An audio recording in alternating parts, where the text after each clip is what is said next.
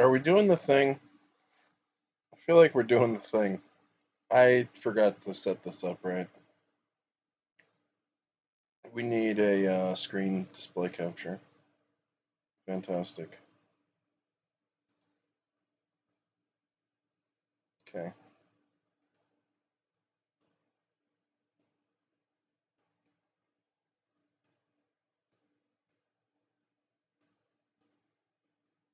How do we? Come on, man.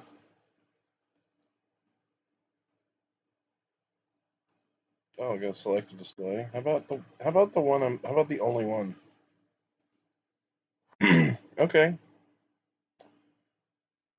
Now we're in Freaky Town here, but how do we bring this to the top? It's been a while, guys. Are we really doing it? Are we live? This is crazy.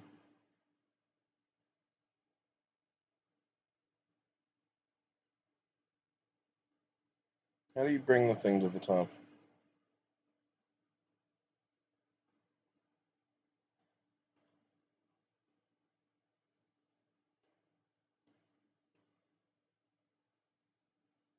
This is so silly.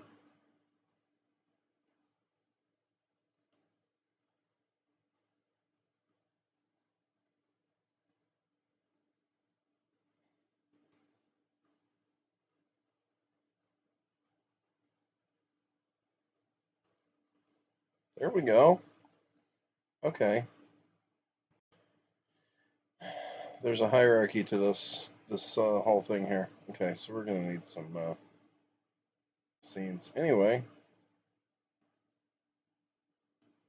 is there a way to keep? Wish we could keep an eye on chat and still do stuff here. Are we watching? Is this really happening? This is so silly. Can we watch ourselves?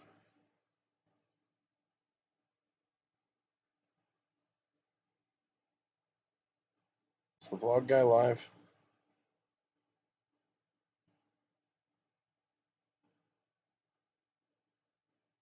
See your subscribers. That's a new feature. Hey, anyway. Wow,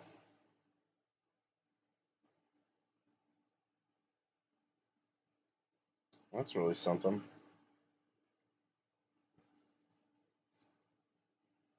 Well, that's very cool. Okay.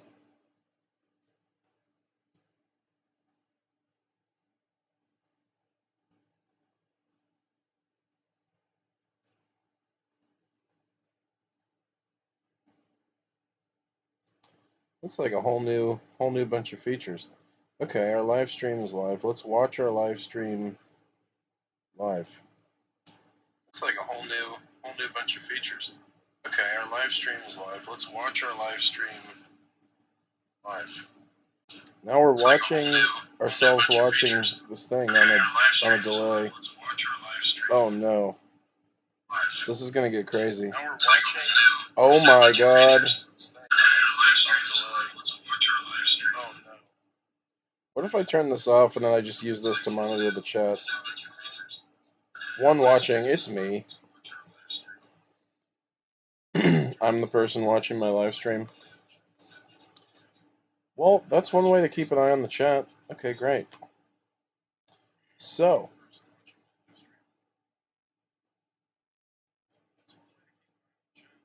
you guys want to watch some videos?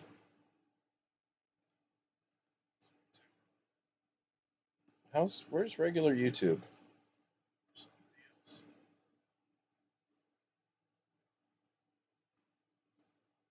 Here's my studio. You guys want to see my studio? Wow. Incredible. Oh, I heard the ding. I guess my potatoes are done cooking out in the strange land.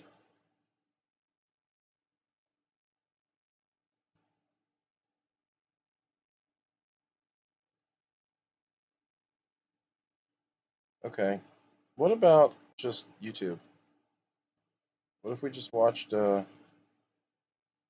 YouTube.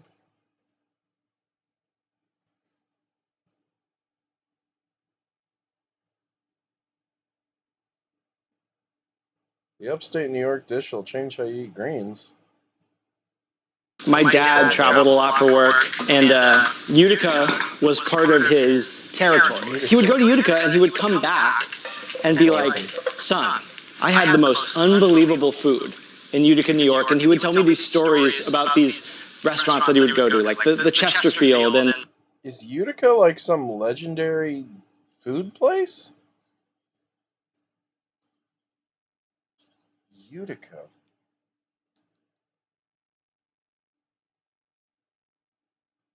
What's this? What's the steamed ham city? And Giorgio's Village Cafe, and it just sounded like this magical, mythical place in my mind. Of course, it was Utica. Hey everybody, I'm Noah. Welcome back to another recipe drop. Today we're making a recipe that is really special to me. It's called Utica Greens, and as the name suggests, it comes from Utica, New York.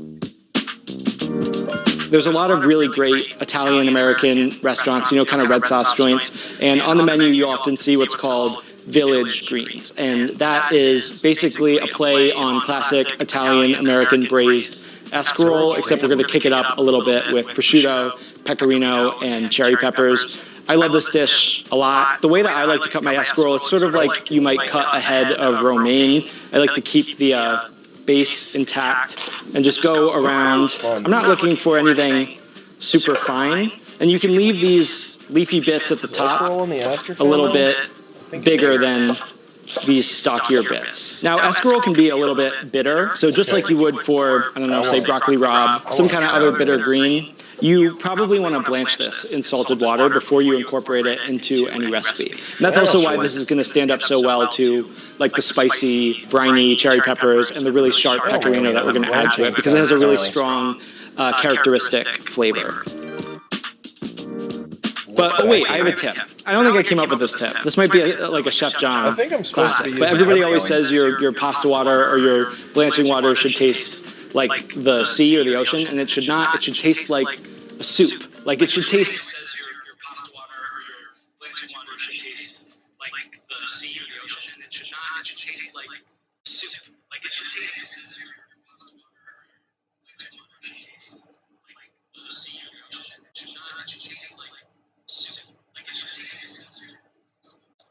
Okay, this is bad. I need headphones. Oh boy. I'm such a silly guy. Okay, this is bad. I need headphones. Hold on. Oh boy. Such a silly guy. Okay, this is bad. Oh, this is gonna echo into infinity. Okay. Give me a second.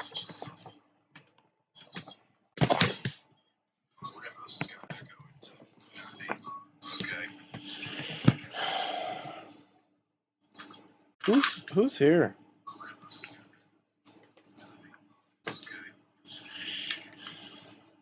Who is in the chat?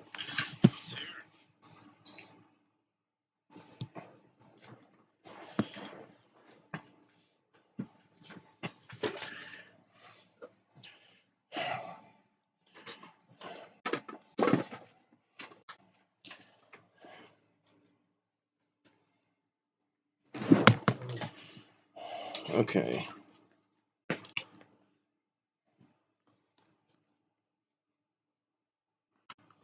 Where's the headphone sauce? It's right here.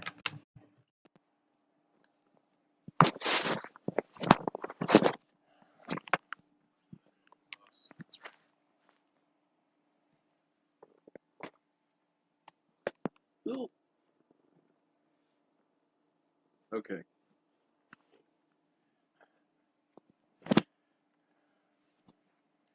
I'm hoping we fixed the audio. This is why we, you gotta practice, okay? Seasoned. Actually, it could use a little more. Did but we if fix it tastes the like audio? the ocean, it's too salty. In with the escarole. Actually, And that'll cook for But if it tastes like the ocean, it's too salty. roughly. In with the escarole. We got 2 minutes here. There's a lot that you could do with this precious time. Every second counts. You could go on Instagram for a little bit. You could watch the intro of a Food 52 video on YouTube.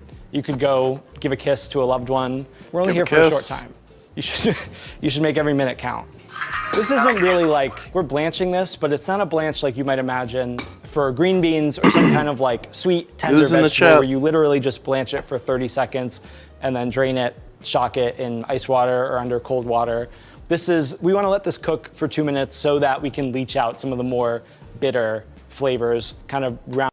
You know what you should do if you blanch it? You should drink the water to get those bitter polyphenols. That would be great. Maybe you should do that.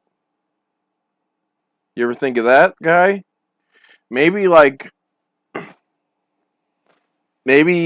you could also just not blanch out the healthy stuff, and if you can stand to eat it, or if maybe you just add some like vinegar or something, or if he's using cherry peppers, that'll kind of counter the bitterness. So I'd be interested to try this. Maybe try it blanched and unblanched and see. If I had like a cooking show and I was one of those cool guys, I'd want to see like, can we stand to eat it like without blanching? Round it out, give it a little bit of sweetness. So this is a very important step. This, I guess, classically would be a side at a restaurant. Like, let me get a side of the village greens. If you had, say, white beans or cubed potatoes, this becomes a little bit more filling. Like, it becomes a little bit more of a meal. I'm hungry. I'm gonna add some beans. Oakward, what's good? Now the recipe doesn't call for beans. Vlogging so hard I do think tonight. I say in the note, like I just got my computer fixed, so like I bought a new hard drive, got an SSD with RAM in it. I stuck it in there, and I finally installed Windows. And now it's like really fast, and it's pretty cool because now I have this SSD with RAM, and I don't even remember how much it was because it's so long ago. I've just been without a computer, but super worth it. And I'm gonna get a multi-monitor set up soon. I was just like, man, is it possible to stream? Let's stream. Let's go. And then I guess we're watching this guy like cook at this escarole dish. Hell yeah! It's a lovely thing to add. We'll drain the escarole. It's just like boiled lettuce. All right, I'm going to the sink. I want to pretty quickly run this under wash it. cool water. Why? Just to stop the cooking. Leave this to drain. Blanching. It's all about stopping the cooking. The other beautiful thing about this dish is I'm such a silly guy. Get broiled with a crispy oreganata breadcrumb topping, but we'll just build it right in the pan that we're also going to broil it in. So I'll just put this over. Of course he's doing it to stop the cooking. And start with a couple slices of prosciutto. Now imagine this is sort of like a bacon kind of component. That fat is super flavorful because this has been cured and salted and aged for a long time. So I'll just give this a really quick dice, and we'll put this in the pan first so it can brown and give us some of that fat to help us cook the other aromatics. It can be pretty rough. We had 3. One of them's me. A couple tablespoons of olive oil in the pan just to get us started. Oh, down to 2. I grew up not that far from Utica in a sleepy little town called Rutland, Vermont. My dad traveled a lot. I've heard of Rutland. And Utica was part of his territory. So he would go on trips. Utica, dude. And he would have like, I don't know, like business dinners or whatever. He would go to Utica and he would come back and be like, I want to pull up the map. I had the most unbelievable food in Utica, New York. And he would tell me these stories about these restaurants that he would go to, like the Chesterfield and Giorgio's Village Cafe, and the food that he would eat. And it just sounded like this magical, mythical place in my mind. Of course, it was Utica. But it's just interesting to me that way over there, dude. 60,000 people live in Utica, right? And it has the food culture of a major city in a lot of ways. Really? It's just interesting to me. We got to go to Utica and eat, I guess. When people rally behind local food like that. What choice do we have? I really make this dish at home all the time, just because it's so simple and quick and delicious and crowd-pleasing. So the key with the prosciutto is you want to cook it pretty slow. Like I want some of that fat to come out, and I want to develop a really Render the fat. color and a nice What's he cooking this caramelized prosciutto in? flavor. You can see that this has come to a really nice golden brown. It's given up a little bit more fat. It's a really even color and it smells really crazy in here. It smells really good. At this point, I'm gonna introduce the onion. Did he put the cherry Into the pepper in prosciutto. already? We're just building layers of flavor. We'll is also add silly. some garlic. This is Not too silly. precious with the chop on this garlic. Okay. Rough chunks. Rough chunks, always a great Maybe idea. run through it once more with my knife. I don't mind. Add in the rough. garlic once the onions are just I don't mind it rough sometimes. translucent. And then what makes Utica greens pretty cool. distinct is the addition of cherry peppers. Sometimes it can be hard to find the whole cherry peppers in the store, especially the hot ones. Oh, he didn't put them in What I yet. find a little bit more The readily relish? accessible is this cherry pepper hoagie spread. I keep this in my fridge. It is so good, especially with like a mayonnaise like mix. Dude, if you know somebody that works at Jersey Mike's, just like, you know they got that. You know they got some of that. I've never seen that in the store. But if you got access to that Jersey Mike's inside track, you know they got cherry pepper relish. You know that's on offer. Is he just gonna hit it? See, I don't see why you need to blanch the escarole if you're gonna hit it with all this vinegar. But hey, I don't know. It with mayo and put it on an egg sandwich or something. I Egg like to sandwich? add a little bit of Yo, cherry pepper relish mixed with mayo on the egg sandwich. That sounds good. Sounds good. this to the base of my Utica Not gonna greens, lie. in addition to just like your standard issue sweet Sound cherry pepper. okay? Take one or two of these, How we doing out and there? when you get them in whole, you just have to make sure to Why'd they take away the de-seed them, message? which is just a matter of Oh, nice. scraping out as many of the seeds as you can manage with a knife. One or two sticking around, Still looks good not though. gonna be the end of the world. But they can just be a little bitter. You and talking not about the necessarily food? Want the texture. Just a couple, like a tablespoon's worth. These are our sweet cherry peppers in. A little bit of the hoagie spread goes a long way. There was this cheesesteak place in South Philly, Phillips? Yeah, Phillips. And they have a big tub of hot red cherry peppers sitting outside. Yeah, I mean, are the levels okay? And so you get your Like, cheesesteak, and you can get a cherry pepper can like you this. hear me talking and and you hear take a bite him talking? and drizzle it all over your cheesesteak. So I take a cue from that, and I give myself a little drizzle cherry pepper sidecar whenever I make Utica greens. A cherry pepper sidecar. If I was adding beans, I'm which I sorry. am, I would add them now. Thanks for being here, because you're just helping me work out the kinks, and you know, if you have any suggestions, lower the video. I could probably just do that here. Will that be okay? These are all things I'm gonna have to learn, but well, it's gonna lower it for me. I don't know. Okay, go into OBS and see.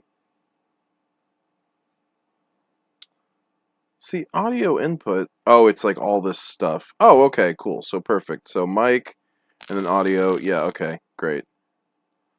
I will just take off 1.6 dB and we'll see that goes. See how that goes. Yeah, like I said, I appreciate you helping me work this stuff out, because I've only, you know, it's what, my second stream, and like been doing this 2 years. If you have any suggestions, we can there's all kinds of stuff we could watch. Dude, these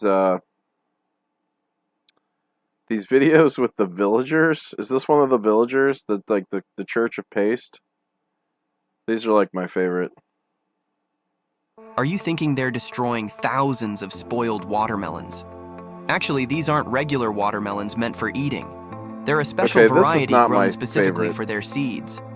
While they may look like typical watermelons on the outside, Whoa. their flesh is white, bland, and mealy, with little sweetness. Those are but probably lots of closer to seeds. like wild When these watermelons. melons ripen, farmers use a specialized harvester with sharp prongs to pierce and collect the You know, I've seen watermelon seeds at the Asian markets, and it never occurred to me that they were growing varieties specifically for the seeds. I just figured like, oh, aren't Chinese people cool? They're not wasting all the seeds in their watermelons. But hey, if you eat watermelons, like, roast the seeds and eat them, dude. That's where all the protein is. Right? But it's interesting that they like them enough in China that they just grow them specifically for the seeds. Sorry, we'll get back to the escarole in a second, and then we'll see what's next. But dude, any of this stuff with like the villagers, any of this agricultural stuff, that's my jam. The entire fruit into the machine. Inside, the seeds are separated, while the rind and pulp are returned to the field as natural fertilizer. The seeds are then sun-dried, sifted through a machine to remove leftover skin and pulp, and thoroughly washed. Finally, the seeds are roasted with various spices to create a flavorful, crunchy snack. Watermelon seeds, a favorite treat enjoyed by many. They look good. Are you thinking they're... I don't think I've ever had them. My dad. Why did it go back to the beginning of the video? And, Utica was part of his territory. Cherry peppers and a trick. Let's just go back to the beginning of this cherry Translucent. pepper section. And then what makes Utica greens distinct is the addition of cherry peppers. Sometimes it can be hard to find the whole cherry peppers in the store, especially the hot ones. What I find a little bit more readily accessible is this cherry pepper hoagie spread. I keep this in my fridge. It is so good, especially with like a mayonnaise, like mix it with mayo and put it on an egg sandwich or something. I like to add a little bit of this to the base of my Utica greens, in addition to just like your standard issue sweet cherry pepper. Take 1 or 2 of these, and when you get them in whole, you just have to make sure to de-seed them, which is just a matter of scraping out as many of the seeds as you can manage with a knife. 1 or 2 sticking around is not gonna be the end of the world. But they can just be a little bitter, and we don't necessarily want. A little bitter. Dude, this guy's so afraid of bitterness. He's blanching the escarole, he's scraping the seeds. I don't necessarily think you should eat a lot of pepper seeds, but it's like if you look at the relish, it's like, it's full of seeds. The texture, just a couple, like a tablespoon's worth. Oh yeah. These are our sweet cherry peppers in. In. A little bit of the hoagie spread goes a long way. There's gotta this say in. cheesesteak place in South Philly. Looks good, man. Phillips? Yeah, Phillips. I really want to make and this. And they have a big tub of hot red cherry pepper. I've never cooked escarole in my life, and now I'm like, I gotta give escarole a shot. It's like lettuce's really saucy cousin that wants to be cooked. Sitting outside. And so you get your cheesesteak, and you can get a cherry pepper like this, and you take a bite and drizzle it all over your cheesesteak. So I take a cue from that, and I give myself a little drizzle cherry pepper sidecar whenever I make Utica greens. Cherry pepper, okay. I love cherry peppers. If I was adding beans, which I am, I would add them now. They're a lot of fun.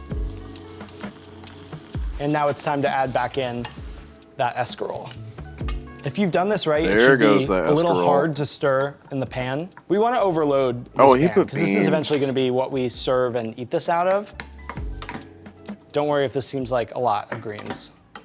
Also add in just a touch of chicken stock. Chicken stock. The key to this dish Just a is touch. a really simple oregano. You got a whole saucepan that's there, a very just to lightly put a seasoned touch of chicken breadcrumb stock. mixture with added pecorino cheese. Just take it out Start of- with just I don't know what standard to tell you. Italian breadcrumbs. Okay, breadcrumbs. A pinch of oregano, and then pecorino cheese. If you're not familiar, this is Breadcrumbs, like oregano, pecorino Parmesan's saltier, sharper cousin. It's Even really saltier good. and sharper? I recommend keeping it on hand. We're gonna use a lot We love for this pecorino. recipe. So I'll grate it on We the love side pecorino because here. I also want to put it on top.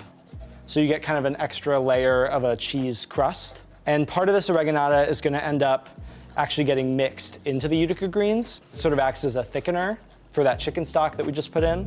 Always more My light's pecorino flickering? than you think. I actually ended up using all of that. Dude, just go crazy with the Portion cheese, of that will be mixed in. dude. Oh, mix in some of the cheese. Again, that just evenly distributes that cheese Or is that flavor. the It thickens up oreganata? the broth a little bit. It's gonna tighten it up, especially when it goes into the oven to broil. This is looking good, And for man. a super crispy top, more of that oregano, Yes. and more of that pecorino cheese. Oh, okay. So it's breadcrumb, A oregano, little olive and oil cheese. just to help. Yes. I don't know. I actually don't know why I put the olive oil on. It just actually feels good. Why wouldn't I you think put olive oil? In theory, it should help develop a little bit of a crust. We built the Utica greens directly in our skillet. I'm gonna throw this Good under for a hot you. broiler. Keep a really close eye on it to Hot make sure broiler. that it doesn't Ooh. burn. We should get a super crispy, crackly cheese crust on top. I'll go pop this under the broiler and be right back. If you thought this had enough pecorino already, you were wrong. Finish with a touch more pecorino cheese, some fresh olive oil. And like I said, I like to take one of the whole cherry peppers, take a bite, squeeze any of the remaining juices directly over. If you're sharing this with someone traditional that you don't kiss, they're not gonna like that. A lot of extra flavor. You also can add a little bit of the cherry pepper brine in when you're making the greens in the first place. Add that as part of the base. That's a better nice idea. Kind of like salty, briny flavor. I'm gonna give this a try. You know what? You could put like vinegar. Oh man, it's so good. This is really one of my favorite. I swear, you could put sweetened rice vinegar. You'd get a lot of that same thing because you'd get the acetic acid and the sugar. And you could actually use a lot of different kinds of peppers. Like you could just put green peppers. You could put this is a really cool dish that I've never heard of, and I'm so about it. Could you imagine though, like you bite a cherry pepper and then you squeeze the juice on it and then you just like serve it to your dinner guests? I mean, I guess it's just for him, so it's okay. I'm just saying. Foods of all time. It's really hearty and comforting, but you get that sharpness from the pecorino, that brininess, that sweet, it's thick, it's warming, it's inviting, it's fun to share, and that crust. I mean, the oreganata, it gets super crispy. The cheese melts into its own kind of like shatteringly crisp cheese cracker, crispy, crusty layer. I have a recipe for Utica greens on food52.com. You can make this. Okay, I'm not going to food52.com. I am not watching a video about vegan pizza. Absolutely not. Absolutely not. People always ask for this recipe after a Thailand trip. This lady, if I turn this on, it's going to be like 2 minutes, and I'm going to be like, no. But that was a cool freaking dish that I've never heard of. You got the greens, you got the beans, you got cheese, like you got your bases covered with that. You got the prosciutto, pecorino, bread, like that is like Italian American hot dish right there. That is some nice stuff. Cast iron naan from the Goose, Adam Ragusa, 4 years ago, explaining the death of God from History 102, Rudyard's second channel. That's going to be that's 2 hours. We could keep it light with a little bit of food. Why salads always taste better at restaurants? Do they? I like my salads. No, you're right. I don't know. What are they going to say? 918? We'll check this one out. Why the salads? I think, you know when salads taste the best? When you put a fuck ton of dressing. Have you ever thought that salads are better in restaurants? It's No. not your imagination. There are little things that line cooks are taught to do when they're making a Like putting dressing in the bottom of the bowl? Is this like why I season my cutting board instead of my steak for salads? What? And why are the captions on? Let's turn the captions off. That's a little silly. I don't think we're going to need them. Yeah, we'll check. Oh, no. Get out of here. salad. And when you take all those little things together, they make a big impact. Today, I'm going to share them with you. I want to get a big salad. You guys remember the big salad? The greens, yeah. Those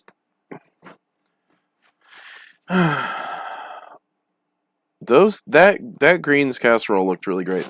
So let's go into salad world. Let's see what Land Lamb has to say about salad.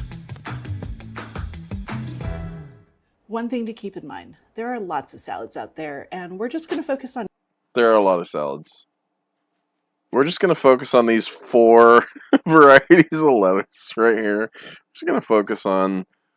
There's a lot of salads. We're going to focus on lettuce-based salads made out of greens with dressing and salad green. Okay, I'm being stupid.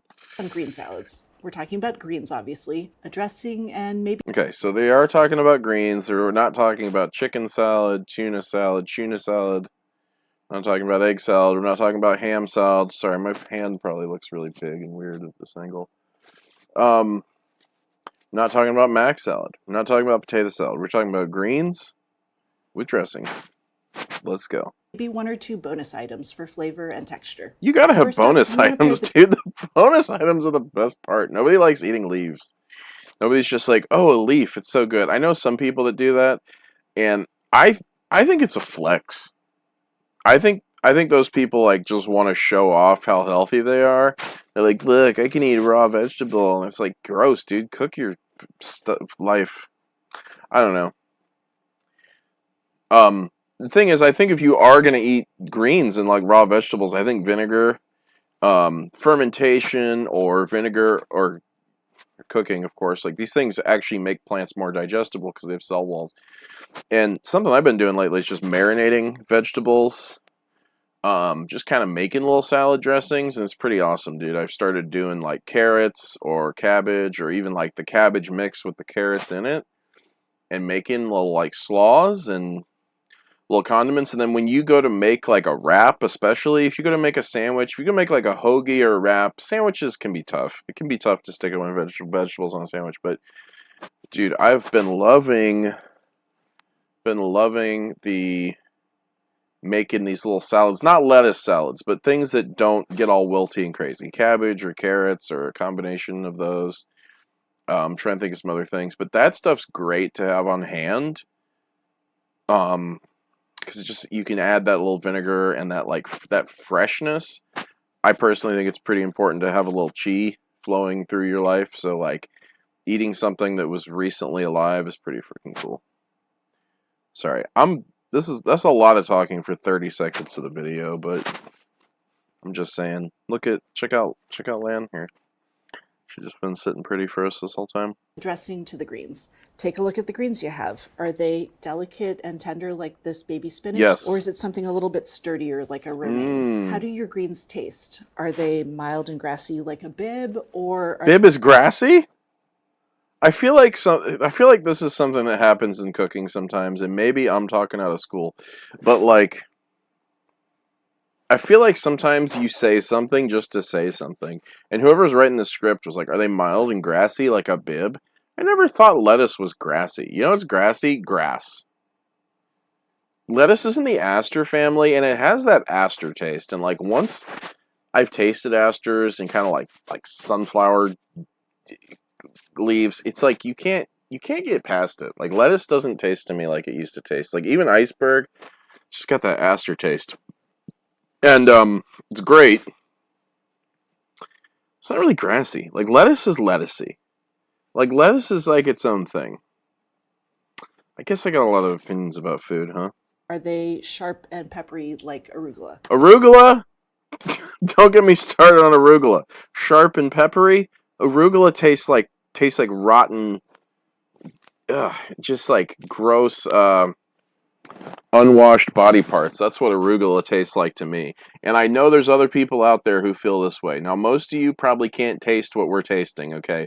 And so you think arugula is sharp and peppery. And I get it has isothiocyanates, probably. It's like in the Brassica family, but not genus or something, or you know, in moringa. I'm just saying, arugula. There's a secret hidden taste in arugula that a lot of us don't really like. You're doing a lot better than React streamers who just sit there and watch whole videos without commentary. I appreciate that. I feel like I'm talking a little too much, but if I would just sit here and watch videos and talk about them, I could generate a lot of content that way. Because I have a lot of stupid opinions. I haven't been recording them most of my life, and my perspective's always being updated, so it's kind of embarrassing to just like put your thoughts out on the permanent record, because I've been wrong about a lot more than I've been right in life. But yeah, I want to start doing this and just start just hang out when I have time, and maybe even cut these things into videos. So I appreciate that, and thanks for hanging out. And let's get back to salads. I gotta let her. I don't like arugula. I can tell when it's there. Lettuce is some good stuff. Baby spinach is good. You know what's really good is sweet potato greens. The texture is just like spinach. You can cook them. You can, anyway, you can eat them raw. You can cook them. They're really great here in the South, like in the summer, like this time of year when like you can't grow spinach outside. I just had to end up with a bunch of longevity spinach the other day, which is not a spinach. It's a plant. I think it's an aster. I think it's in the aster family, Gyrnura percumbens, longevity spinach. And sorry for all the botany. That's my thing, dude. I'm just a cook. I'm an ethnobotany guy, so you're gonna hear a lot about that. But yeah, I tried cooking some longevity spinach, and I can't get the texture I'm looking for. Like, I cooked it, I was like, it's still too crunchy and chewy. I don't like to sit there and just chew leaves for hours. Some people eat it raw. I guess it's might have been better raw. But then I cooked a little more. Then it started doing the kind of mucilaginous thing, and I'm like, maybe I just need to like stick some meat and potatoes in there and make it a soup. Regardless of whatever you think, this is a lot of rambling about 47 seconds of salad content. And we have somebody else here now, so let's get the video going. It's really important to match your dressing to the greens. Of course, you should This is what choose I'm here flavors for. that you like, but also think about texture. Something thick and creamy like a ranch, it's going to physically weigh down baby spinach leaves. At the same time, What's wrong with physically weighing down baby? She actually has a point.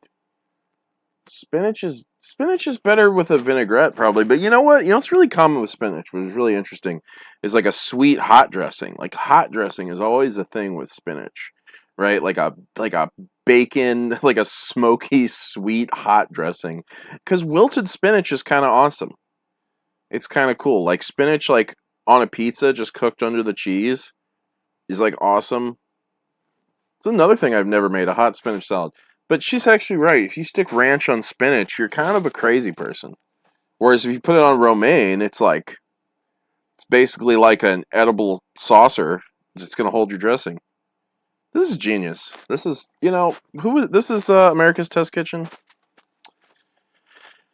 They've always been ballers. a super thin vinaigrette, it's not especially clingy and it slides right off romaine. When in doubt, go with an emulsified vinaigrette. It's not as viscous as something Emulsified like a Caesar, vinaigrette? but it's much clingier than oil and vinegar used individually. It's also really quick to throw together. What the heck's in an emulsified vinaigrette? Are you putting eggs? Are you putting soy lecithin? What's going on? Is she going to explain that, or we're just supposed to know what an emulsified vinaigrette is? Like, I watch this channel all the time. I haven't watched cooking content in a really long time. It just seemed like something I could put on. Together with ingredients that you probably already have around. My favorite easy emulsified dressing comes courtesy of Andrew Jam. Thank God. Thank Grab God. a mason jar and stir together some salt, mayo, mustard. Oh, and this is mayo. Okay, see, I was doing that. I made a creamy Italian by mixing together Italian dressing that somebody gave me with mayo packets from the gas station. So, okay, perfect. Emulsified vinaigrette, you just make a vinaigrette and put mayo from the gas station. That's so easy. Let's go. a mason jar and stir together some salt, mayo, mustard, and this is going to sound a little odd, molasses. Molasses. Then you're going to add vinegar and Doesn't shake sound to weird to combine. me. Now we'll Is that get- white vinegar? Fuck you. Listen, cider vinegar, wine vinegar, rice vinegar, malt vinegar. It's got something to it. If you're eating distilled vinegar, you're obviously Canadian. You're eating fish and chips or whatever. Like I don't know. I don't trust that business. Maybe it was wine vinegar. Maybe it was white wine vinegar, which is kind of hard to find, by the way. I found some white wine vinegar at Aldi, and I was really excited. Wine vinegar and cider vinegar both add some really nice fruitiness that... she didn't say what kind of vinegar, right? little odd, molasses. Then you're going to add vinegar and shake to combine. And this is going to sound a little... Molasses is not odd. Like, you don't have to justify everything. Maybe you do. Maybe if I was doing a video, I'd add some qualifier. Like, you guys might think I'm crazy, but I'm hitting it with the molasses. See that black strap? It delivers the nutrients that you need from the sugar cane. You know what? I bet that, like, minerally taste of molasses actually really works in this vinaigrette. I don't know about blackstrap, but molasses, it's, if you're gonna like eat sugar, you should probably just eat molasses or like cane syrup. It's just like the whole thing. I don't know. I'm being really silly. Little odd, molasses. Then you're going to add vinegar and shake to combine. Now we'll get the oil in 3 additions, shaking well each time. The mayo and mustard, they've got... You have to do 3 additions? Will it just not emulsify if we don't do this? They're making me want to test that, because this is the test kitchen. They're supposed to test this stuff.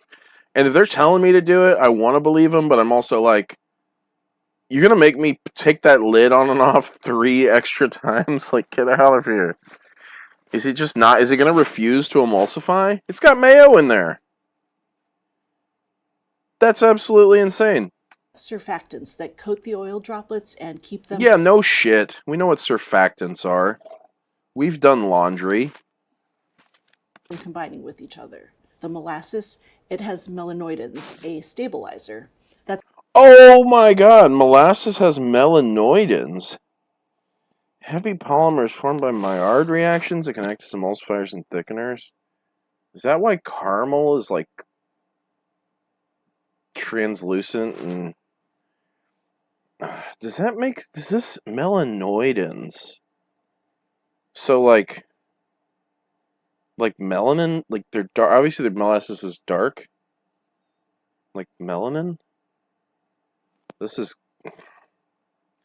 So wait a minute. So the molasses actually helps to emulsify and thicken. That's unhinged. But I think also, I really do think that kind of mineral taste is gonna like... It's gonna go with the oil and vinegar nicely. I think. Do you guys think honey has melanoidins? Or is it just like a molasses thing? That's going to thicken the water, making it harder for the oil droplets to bump into each other in the first place. You might have noticed that I used 2 types of oil. Got a little cookie Extra jar. virgin olive oil, it tastes great. I did not notice. Diluted with vegetable oil. I think she's got a point. I mean, I try to just use straight olive oil, especially for like raw applications. Did I ruin my pot? No, it's just got some gunk on it. Okay. So, yeah, she's got a point. I mean, you can also just use that. I guess if if you ever buy that light olive oil, which I don't, or just the regular olive oil that's not the extroverted olive oil, if you guys ever buy the introverted olive oil, you could, mix the two when you make a dressing, just like this. You just use that as your salad dressing. I mean, vegetable oil, I haven't put any content out about this, but I strongly recommend canola over soybean, or really any of the other seed oils. I really think if you're going to eat those, canola is the way to go. That's what I use for cooking a lot of times. That's kind of my base, like neutral oil. And then I try to save my olive oil for more raw applications. I like to do shots of olive oil, like Dr. Gundry says to do. Anyway, who knew I had so many things to say about food? To keep it from solidifying in the fridge, which would make the vinaigrette break. That, in combination with our mayo, mustard, and molasses, it's going to create a vinaigrette that stays emulsified for a week in the fridge. Now, before I keep going, I want to tell you about ATK Wait a minute. for a week in the fridge. What the does? Mustard and molasses in the fridge, which would make the vinaigrette break. That, in combination with a mayo, mustard, and molasses, it's going to create a vinaigrette that stays emulsified for a week in the fridge. Okay, so the triple M, the mayo, mustard, and molasses, these are helping emulsify. I guess mustard is an emulsifier. I don't know why. They didn't explain why. They're leaving me hanging here. I mean, I think we all know how mayo does. Mayo has lecithin in the egg, but melanoidins, they think. They're claiming this stays This is kind of genius. This is really genius.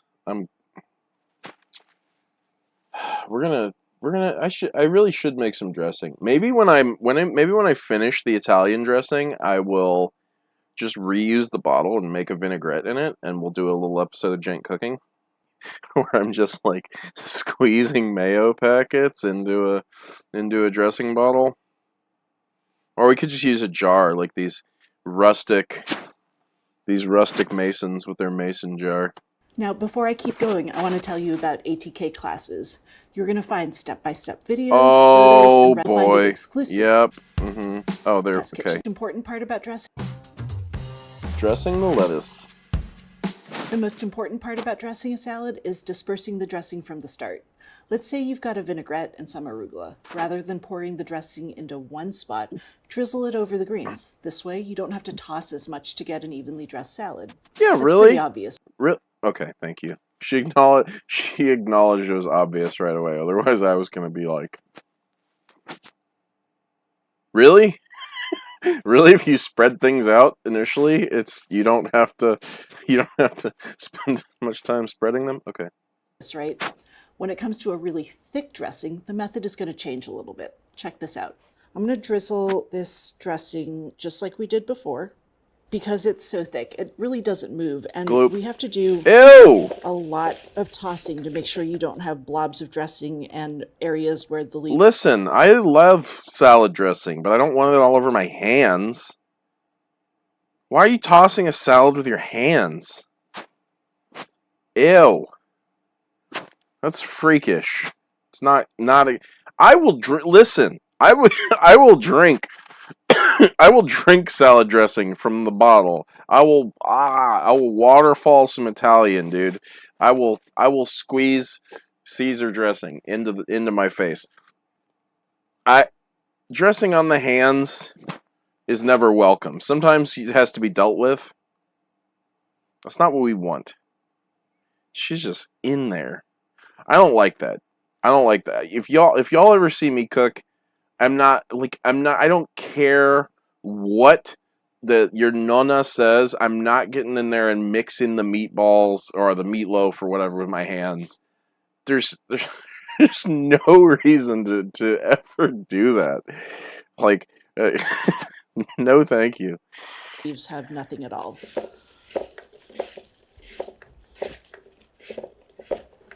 So that worked okay, but it took a bit of tossing and I had to handle the greens a lot. Let me show you a better way. This time, I'm going to dress the bowl and then add the greens. And I want to take the time to kind of really smear this around, create a really dispersed layer of dressing. Okay, listen.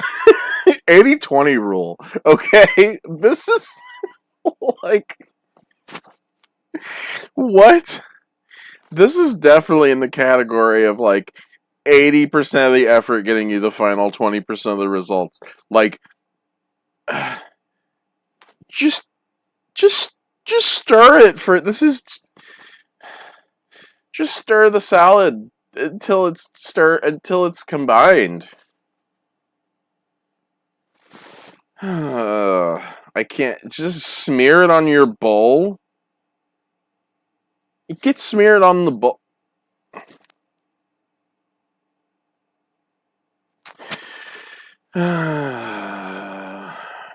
Dressing.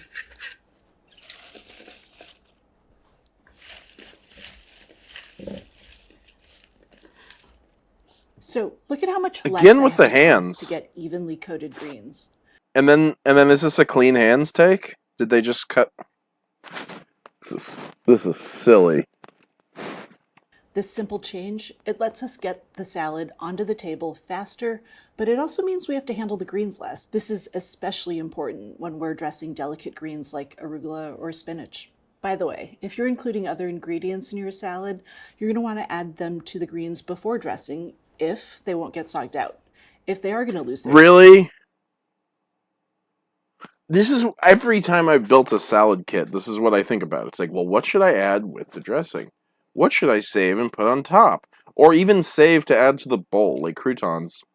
Because I tend to leave salad them. Listen, I like my food to be digestible. I'm not some super pitta guy who's just over here just chowing down on raw vegetables nonstop. Okay? So, I've thought about this, and I tend to like I said, I actually like to eat vegetables that stand up to vinegar a little bit, like it's really nice to make a little carrot salad or a, crotito or something, or it's coleslaw. Like, it just, because it's like the stuff that's a little too crunchy to eat raw. I guess that's a little different than this. I don't know. I tend to every time I make salad, I get a salad kit from the food bank or something, and then I'm just like, I can't eat a whole salad. It's like, it's too much raw veg. Like, I can't, maybe if I got somebody to share a salad with, it's pretty cool. And listen, if you take me to a salad bar, dude, I might go hammer on some salad. But we're not gonna just eat greens on greens on greens. We're gonna get the ham and the eggs and the cheese and the dressing. Salad, it's an excuse to eat a bunch of tasty stuff tossed in a yummy sauce, and the green is there so you feel good about yourself and you get a little chi. Salads are pretty cool, man. Texture, save them for after the greens are dressed. I miss salad bars. What is are we making croutons? That looks good. Y'all, I haven't been to Ruby Tuesdays in so long. I think the one in Gainesville is probably gone forever. So, is it still there? We're gonna find out. Hold on. It's just Red Robin's gone. Is Ruby Tuesdays still there? I swear, dude. I'm gonna be so mad if we don't have one. Well, now I'm looking at Utica. What about here? Are you serious? Ours is gone? Okay, none in Ocala? They got one in Lake City still, which is crazy. Is that the Lake City Mall? No? No, it's not the mall. It's right off of 90. Commerce Drive. Oh, that's right. I think it's in one of those hotels or something. I might have to go to Lake City, man. Now I'm all hungry for salad. Salad bar. And we've only made it through 4 minutes of this video. Oh, we're back down to 2. I wonder who the other person was. There's no way to, see who it is. It's crazy that you can see your subscribers now. I just, discovered that tonight. My favorite mix-ins and toppings at the end of this video. At least they left us a like. I didn't reach for tongs while I was dressing these salads. Yeah, because you're a freak. I don't reach for tongs, dude, either. I use a fork.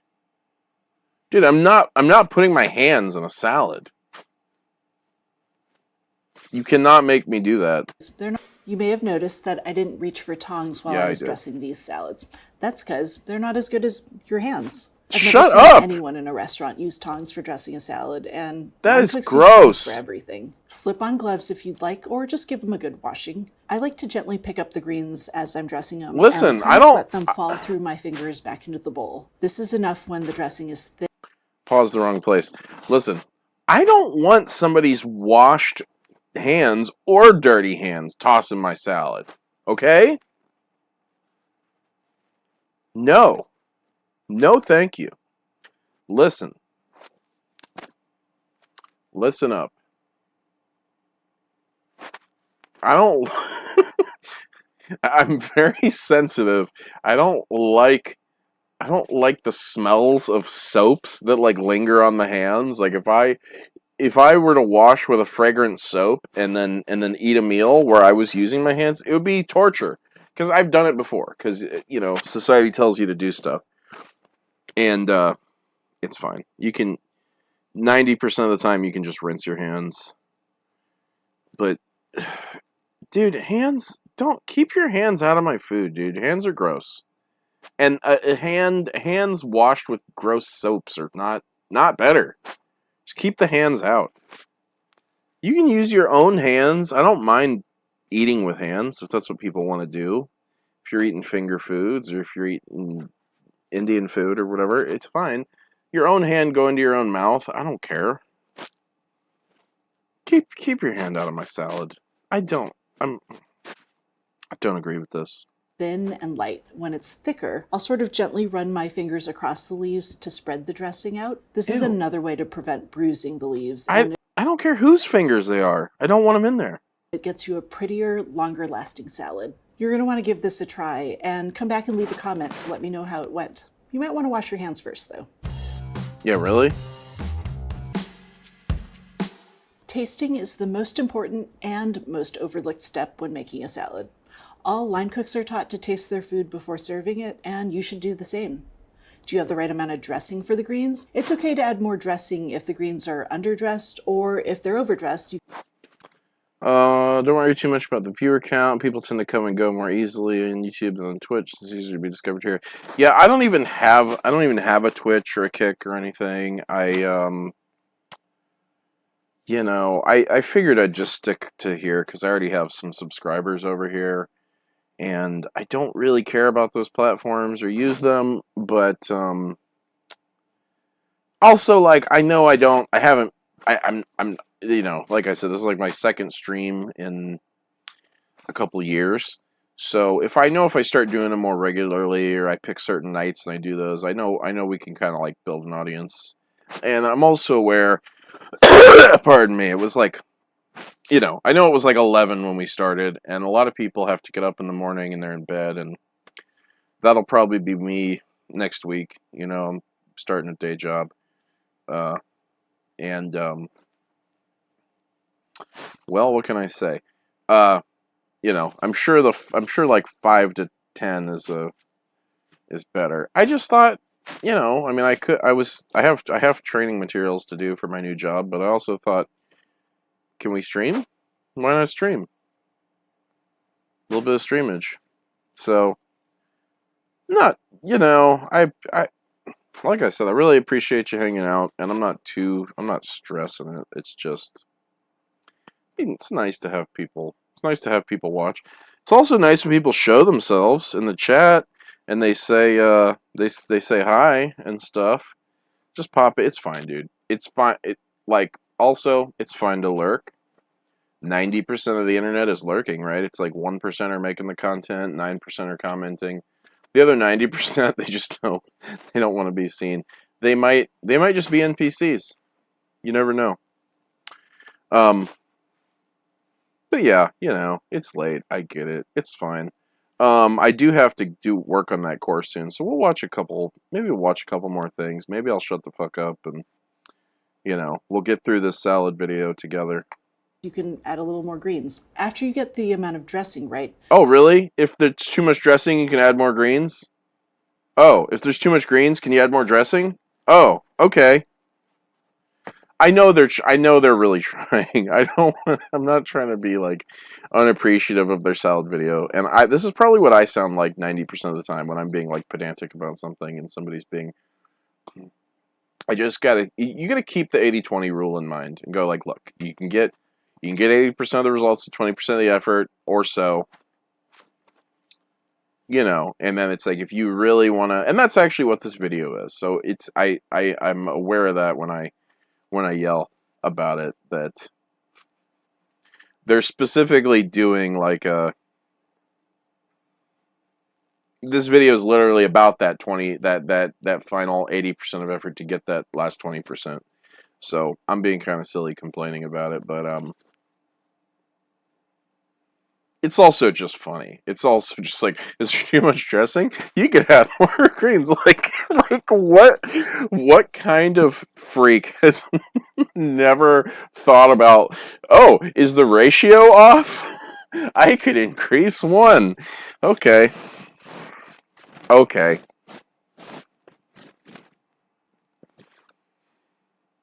You know, it's hard. It's really hard. It's so hard to figure out what to say and how to say it, and then how to package it and how to market it. And when you're in the business of saying stuff, when you're like somebody who's trying to do YouTube, I think people wouldn't believe like how hard it is to just get. There's like so many skills you need, and all of them are at baseline, and you're like, wait a minute, I have to do, it's like to do anything creative in the world, like when I did music, I realized pretty quickly, like, okay, well, if you want to be a musician, you got to play shows. If you want to play shows, you want people to come to them. Congratulations, you're in the event planning business now. It was like, oh my God. Oh, you want to put out recorded music? Oh, well, now you're in the marketing and distribution business. It's like, what? And so, to do YouTube, it's like, I got to do graphic design. I got to do thumbnails to get people to click on anything. Terrible at thumbnails. I'll get the, you see all these successful guys, they have a team. And you can't have a team until you can afford to pay a team. So anyway, salads. Think about the seasoning. Will a little sprinkle of salt bring I always think about the seasoning. everything together? Does it need some pepper? Yep. Maybe the dressing seems a little heavy. Always needs more pepper. If it's heavy, do what Emerald does and fork a lemon. Add a dash of lemon juice or vinegar to brighten the flavor. That's not a dash, that's a fork. That's a forking right there. Who's here? It can be hard to get into all the stuff it takes to do YouTube seriously. Yeah, it's just like it's not. There's so many things about it that are better than being a musician by far, but it's like, yeah, a lot goes into it. It's of course, if you're just watching content is like, that's easy. I do that all the time. I'm trying to combine them here. I'm trying to streaming. What was that thing like? Hassan said in an interview, like that.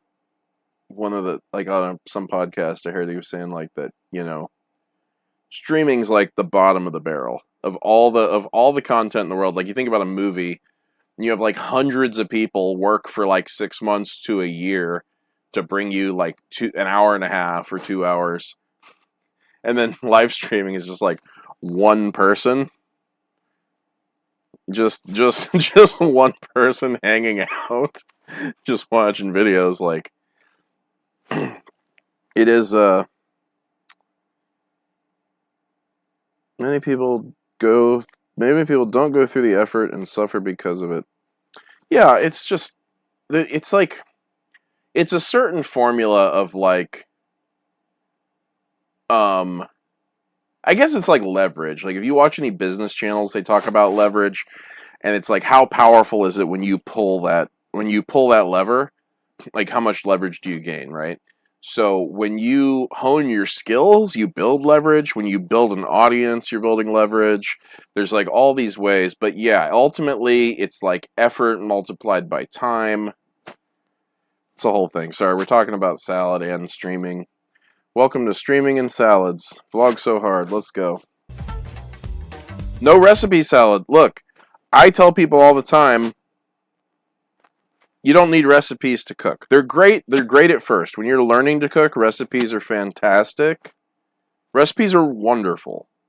But when you start to really come into your own, when you start to get really comfortable in the kitchen, and you start to not need recipes, it's so nice. It's like I'm pretty much there. Like, I'll look up recipes when I don't know what I'm doing, but I'm very comfortable just like going in and cooking, and it's pretty awesome, dude. No recipe salad. Let's see what she has to say. Now that you know the rules, here's my favorite no recipe salad, plus a couple of things you can add to this or any salad. Your favorite no recipe salad? That sounds like a recipe. Just saying. Shout out to Lydia Reichert, who shared this recipe. Shout with me. out. So when I need a salad on the fly, I grab Lydia some baby Reichert. arugula, a lemon, and some Arugula? pepperoni, and the greens can go right in the bowl. I'm going to add a drizzle of lemon juice. I guess for those of you who don't like arugula, like baby spinach would pretty much work, because the texture is kind of on par. It's a little softer than most of your lettuces. You could maybe even do like spinach and iceberg. Give it a little contrasting texture, mild flavor. Okay. And of course, the flavor quick profile toss. would be different. What I want to do is make Get sure your hands these out of greens there. are like 80% coated with lemon juice. Awesome. Okay. 80% Next up, coated. salt and olive oil. I'm using a coarse salt here because I like the crunch that it brings. What? And That's not going to dissolve into your That's good. dressing? one more quick toss. And this time, I want to give it a taste. You like the crunch What of I'm salt? looking for here is to make sure I get all of the flavors, the lemon, the olive oil, and the arugula.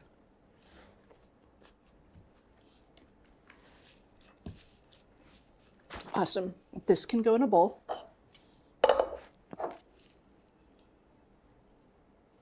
Next up, my little toppings. I've got some pecorino, and I'm just going to shave it right over the top. You can Looks use good. Parmesan or like a Grana Padano if that's what you got. I find that the A Grana Padano, if that's what you've got. You know when I have Grana Padano? When I go to my brother's wedding uh, rehearsal dinner, and they have Grana Padano at the restaurant, and they have them in the grinders, and then we just like we just take all the grinders because they with the blocks, and that's awesome. And then it ends up like in my bag, and it ends up like just like sitting there for a month, and I forget to put it in the fridge, and then I have to throw away. Dude, who's out there buying Grana Padano? Have you guys ever had? This is like that thing where it's like comedians think the rest of us are just on airplanes all the time. It's like when the political class is like, it's like they're like, dude, we don't eat it at the Capitol Grill. Nobody. I've never met anyone. I've never like been aware of someone having Grana Padano in their house. That's like something you might have and slightly look down on if you work on a food show. What? Let's see that again. you could use Parmesan. I've got some pecorino, and I'm just going to shave it right over the top. Shaved Use cheese is pretty Parmesan nice. or like a Grana Padano if that's what you got. I find that A Grana lemon Padano. Not like Asiago or something somebody might actually have. Grana Padano is good, by the way. It's not. I'm not knocking it at all. It's just like nobody ever has it. The only time I've ever had it, I squandered it. I wasn't in a good place. I'm sorry. flavor really pops when you add a little bit of zest. So I just microwave. I was emerging from my tiny bit cocoon over the in top, my mid-30s. and I finish it with some cracked black pepper. You better crack that That's pepper. It. How That's simple is it. that? You need more peppered.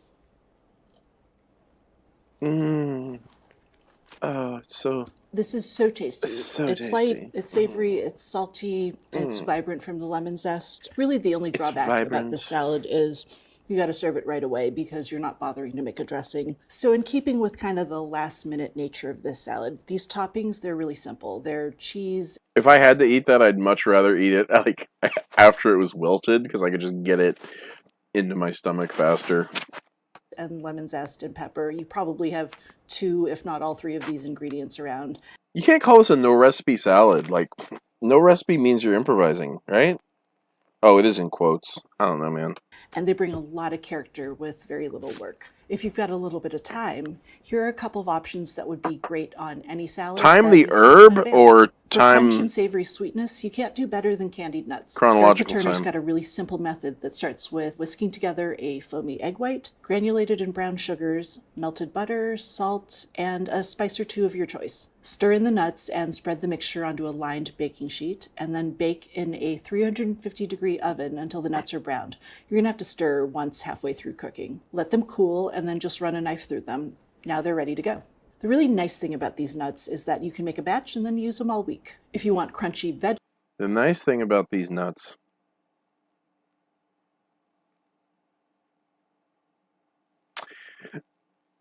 That looks like a lot of effort, but maybe just buy some candied nuts. I don't know. I'm very like candied nuts are good on a salad. God damn. vegetables in your salad, try nuts is that you can make a batch and then use them all with them. Now they're ready to go. The really nice thing about these nuts is that you Nice thing about these nuts. You can make a batch and then use them all week. If you want crunchy vegetables in your salad, try shaving them and then putting them on ice. This method comes from Andrea Geary. Use a mandolin to thinly shave any vegetable that you'd want to eat raw in a salad. Then pop them in a salad spinner and cover. Was that fennel? I need to start buying fennel. Fennel's really good. Fennel is honestly one of those vegetables I could eat raw or cooked. And those big those thick stem things on Florence fennel, I bet you could use those as like a celery, like use those in your like sofrito, mirepoix, Holy Trinity kind of things. You could use them in your... Fennel's so good. I remember when they had fennel at the IKEA restaurant in the vegetable mix. They have some like special vegetable mix and it had fennel in it, and I was like, oh, it was really nice. You know, I got a webcam around here somewhere. This one, I know this one's kind of like not the best quality, but here's the problem. If the quality improves, you can see all the imperfections in my face more. You can see, so it's kind of a trade-off. I mean, maybe it's probably, I know people like quality overall, even if you're not good looking, but that's you know what? And then that other webcam, last time I tried to use that webcam, it took over my sound and it had this beepy buzzy sound. It was so bad. But I'm sure I can figure that out. I'm sure I can just use that, because this onboard mic is not terrible. It's not great, but it's not the worst. And I do have a mic. Here's the thing, I'm just not at my desk. It's like hot out there, central AC's out. And some it's just like I don't have the desk set up. Second monitor would be great. Webcam mic would be great. But hey, you know what? This setup, if we can make this setup work, I mean, then this setup will work anywhere. Laptop, headphones, power, mouse. Hey, man. What's up, chat? Many people don't go through the effort and suffer because that's me. I am suffering because you guys are suffering. We got 4 people now? That's great. What are you guys up to? Everybody, this is making me want to stream more often. Hey, I would if you stream, I'll come hang out if I can. I'm glad I'm inspiring the people to get on it. I'm hoping to. I was hoping to get out of here in a little bit, but now we have 4. That's like it's like the most concurrent viewers we've ever had. I'm new to streaming. Thank you guys so much for hanging out. Get in the chat, say hi. Let me know if there's anything you want to watch that you want me to watch. I've been talking for like an hour over like a 10-minute video, so but we'll try. So what's up with the ice? I don't really. This is so weird. She's putting thin sliced vegetables on ice in a salad spinner. Like I said, I think you want to thin slice your vegetables and then just marinate them, dude. I'm such a fan of marinated vegetables. Okay, I watched this video years ago. Who was it? Ethan Shilbowski, and he was talking about meal prep, and he's like, the way to meal prep is to make some like Sunday roast, or like make a meat, make a protein, whatever, and then kind of like have that as the meal, and then like like use that to make different dishes. Make a roast and then like have taco night with that meat, right? And have like some, do some like make these things that you can make more things out of. And I guess you could call that like a modular approach. And honestly, I really love that. And so I've sort of discovered this whole marinated vegetable thing is like awesome. It's so kick-ass because you get like I said, your stuff that's a little too crunchy to just eat raw. Your carrots, your cabbage, fennel would be great. I'm literally about to start trying to hunt down fennel because I love that stuff. And you marinate it, and then it just goes in your. I'm really going to tangent town here, but hear me out, okay? In most of the world, if you go to Japan, if you go to the islands, like if you go to like most of Latin America, you look at Jamaica, you look at like the Middle East, you look at Japan, like Korea, it's like the people have such a sense of like what a meal is there that we don't have here. We have this like whole like Like, remember when the Chinese people were like roasting Americans' diets, and they were like, "Look, I'm eating meat and cheese on a cracker," and they're like, because we're ridiculous over here. And then Americans were like, "No, like you don't get it. Like I've just had just a roll of crackers for lunch. Like we're like fully in this capitalist religion, and we're eating like nothing." And so we're just eating crackers. Like, you guys don't understand. I really like how the rest of the world really has this sense of like a complete meal, So if you watch like, Japan Eat or any of those channels, like in Japan you get a set. You always get like soup. There's always like a soup. There's like always a little salad. There's always like, sometimes it's so simple. Sometimes it's a little pile of shredded cabbage. It's just a pile of shredded cabbage with that little soy ginger kind of dressing looking thing. So, I don't know what's in that. Sesame oil. And it's like, it looks so nice. It's so nice to have just a little bit of raw vegetable or marinated vegetable all the time. So there's this sort of like, you get your dish, you get your protein, your sauce, your rice, your little cooked vegetable, you get your salad, you get a little miso soup. Like, I love that. And so I very much agree with Ethan that like meal prepping, really the essence of meal prepping is not this thing. I think people think of it in this really reductive way where it's like, I'm going to make these meals, I'm going to put 7 containers in the fridge, and that's certainly one way to meal prep, and it makes sense if you're taking food to work. But he was kind of pitching this approach of like, prep stuff that you can use to make other stuff out of, and that's so cool. That's like a modular approach. So yeah, do a roast, get a bunch of meat. Like, you can get a pork roast, a whole chicken. You buy a rotisserie chicken, buy the rotisserie chicken that's marked down. I got one at Walmart for like $3. It was great. I made stuff out of that. So as far as cooking goes, it's like, make stuff that you can then use in other stuff, and the marinated vegetables have been killing it. Salads. With ice and water. You're going to leave the veg in the fridge for at least 2 hours. The water's going to fill the vegetable cells, making them... Drink the water. Drink the water. It's full of beet liquid. Drink that instead of plain water. If you drink plain water, it's a waste. You're wasting a chance to hydrate and nourish yourself better. Drink stupid shit like this vegetable water. Drink tea. Drink herbal tea. Drink milk. Drink anything but water. Why? They're gonna pour this out. Drink stock. Drink vegetable.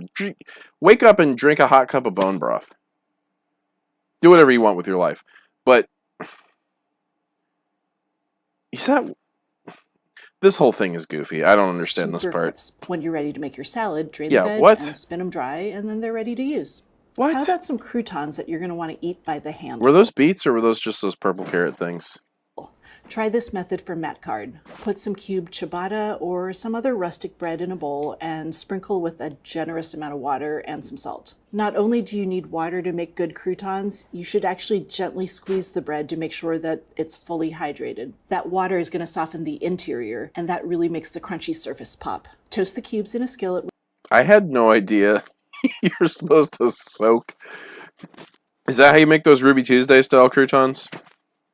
I think we established I really need to get my ass to Ruby Tuesday. That one in Lake City sounded good, man. With some olive oil until they're browned, and then you're going to flavor them with minced garlic and Parmesan. This recipe was developed almost 15 years ago, and my team is still obsessed with them. Add it twice? These are my rules for making any salad better. Okay, let's watch this spice thing. I'm a big fan of toasting my spices. Have you ever substituted ground? I put spices in first. I put spices in with the sofrito when I cook, and I, even if they're ground, although kind of add them later, but I've also been learning to temper the whole spices. My Indian food is definitely leveled up. I've tried this a couple times. I did it a couple months ago. I made aloo gobi, and then I made a chicken curry, and just like making those two dishes, I way leveled up. I was like, okay, all right, it's starting to click more. So she's saying add the spice twice. Let's see what this is about. Have you ever substituted ground spices for whole? Or maybe Sure. you added them later because you just forgot? Turns out these little insignificant changes, they're not so insignificant, and here's why. Why? Tell us why. What's up, chat? 6? We got Spices have 6? been valued for This is centuries crazy. for their combination You guys up late? Okay, I don't see any of the chat right now. of aromatic compounds.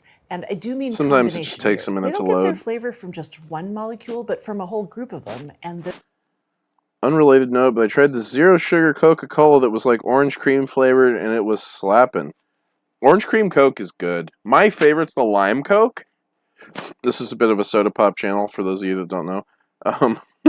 That's one of our.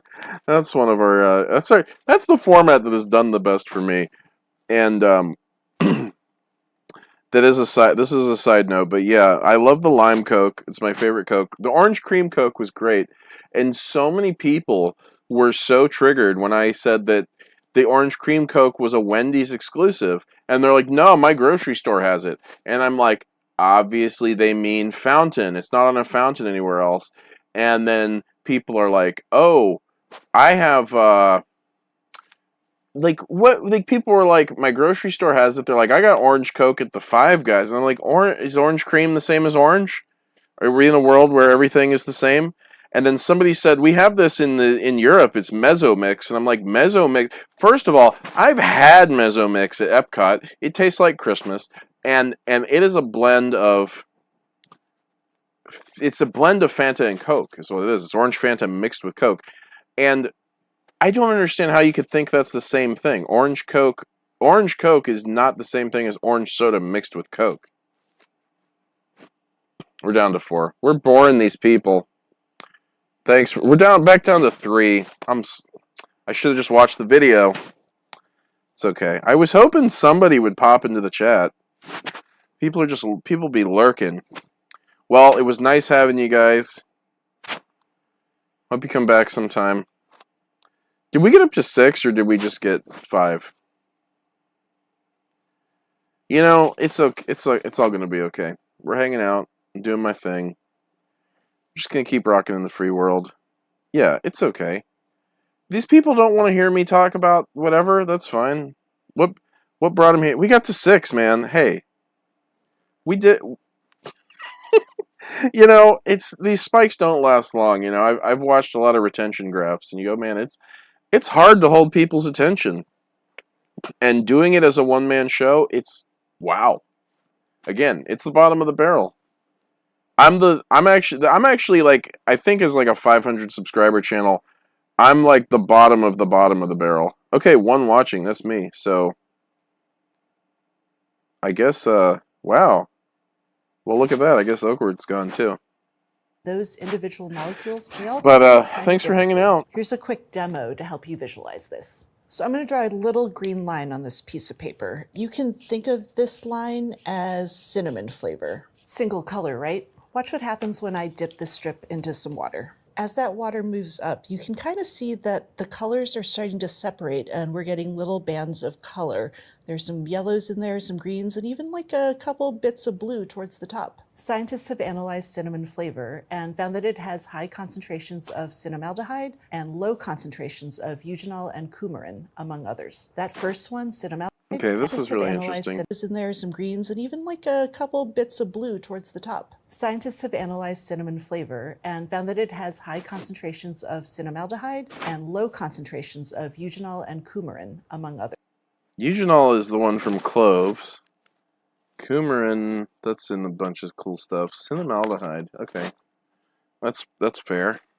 That first one, cinnamaldehyde, it's very intense. In fact, it's what they use to make cinnamon candies. The other ones, they're present in very low concentrations and they bring kind of a subtle woodsy, floral, clovey flavor to cinnamon. Cinnamon candies, they don't have these compounds, which is why they smell and taste like cinnamon candy and not cinnamon. Oh, dude, are hard.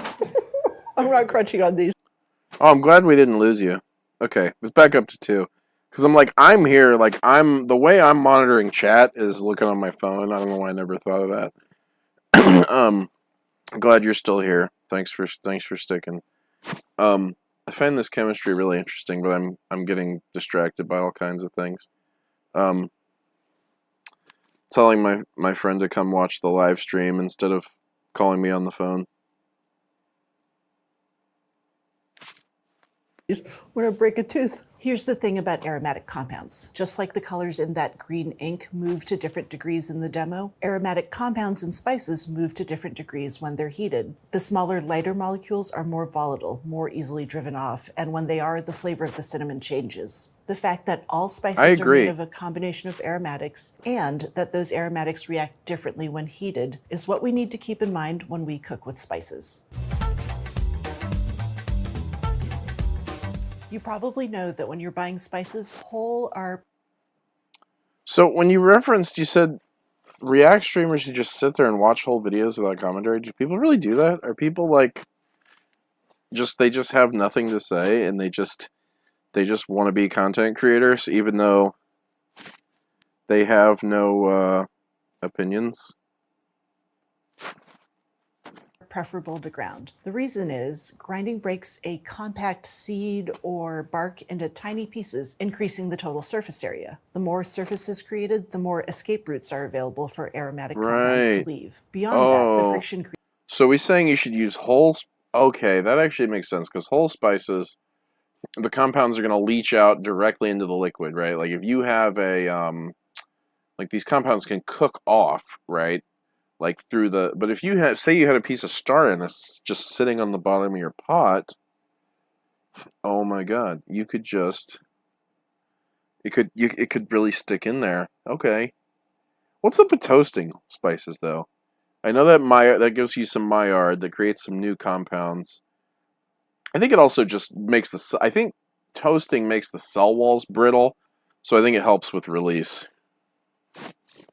Oh, hey, welcome, Christina. Welcome to the live stream. Let's go. We're watching some spice stuff. Yes, and it's idiotic. If you're going to be a content creator, then don't just sit there and watch videos without adding anything. I've seen people do face-only reactions, or like I've seen that lady who watches like videos of women and talking about like dating stuff, and then like she slides. She always does the slide. Do you know what I'm talking about? She always just like she watches the whole thing and she's like there, she's lurking, and then she slides in and like says something at the end. That lady's fun. She's a lot of fun. All right. Created during grinding heats spices things up, and that speeds the release of volatiles. Hold on. The more surface is created, the more escape routes are available for aromatic compounds to leave. Beyond that, the friction created during grinding heats things up, and that speeds the release of volatiles too. In fact, you've probably experienced this if you grind your own spices, and if you haven't, think about the difference between pre-ground pepper and freshly ground pepper. The pre-ground stuff, it just doesn't smell as interesting. That's true. I kind of like the coarse grind in pepper, because every once in a while you get those little pepper bits, and it's like you release some of the flavor, but not too much. It's kind of like texture is like pretty cool. Let's see. Going back and forth between spices versus content. I'm kind of stingy with React content. It's fucking unbearable. Some people, honestly. Big streamers got in trouble some time ago for watching Avatar MasterChef on Twitch. Got in trouble like with copyright or whatever. Because my main thing, that's the thing, if I just stay in the YouTube ecosystem and I just watch stuff that's on YouTube, then it'll be fine. Like if there's a copyright claim on a live, like, oh well, what do you want? I mean, I know you can appeal reaction content, but DMCA stuff and some viewers were annoyed too. Yeah, I mean, so here's the thing.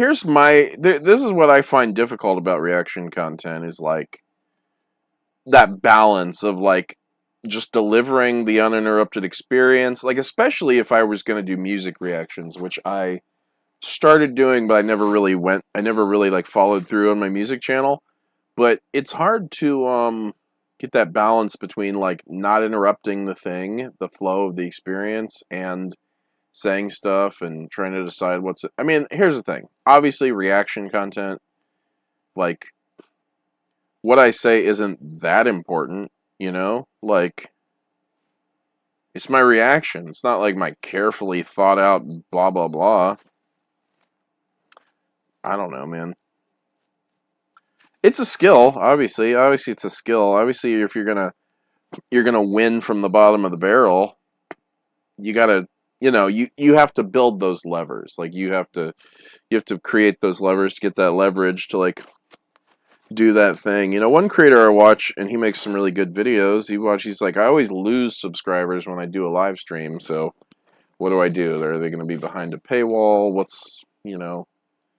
are they going to be? The members only? So he has started doing members only.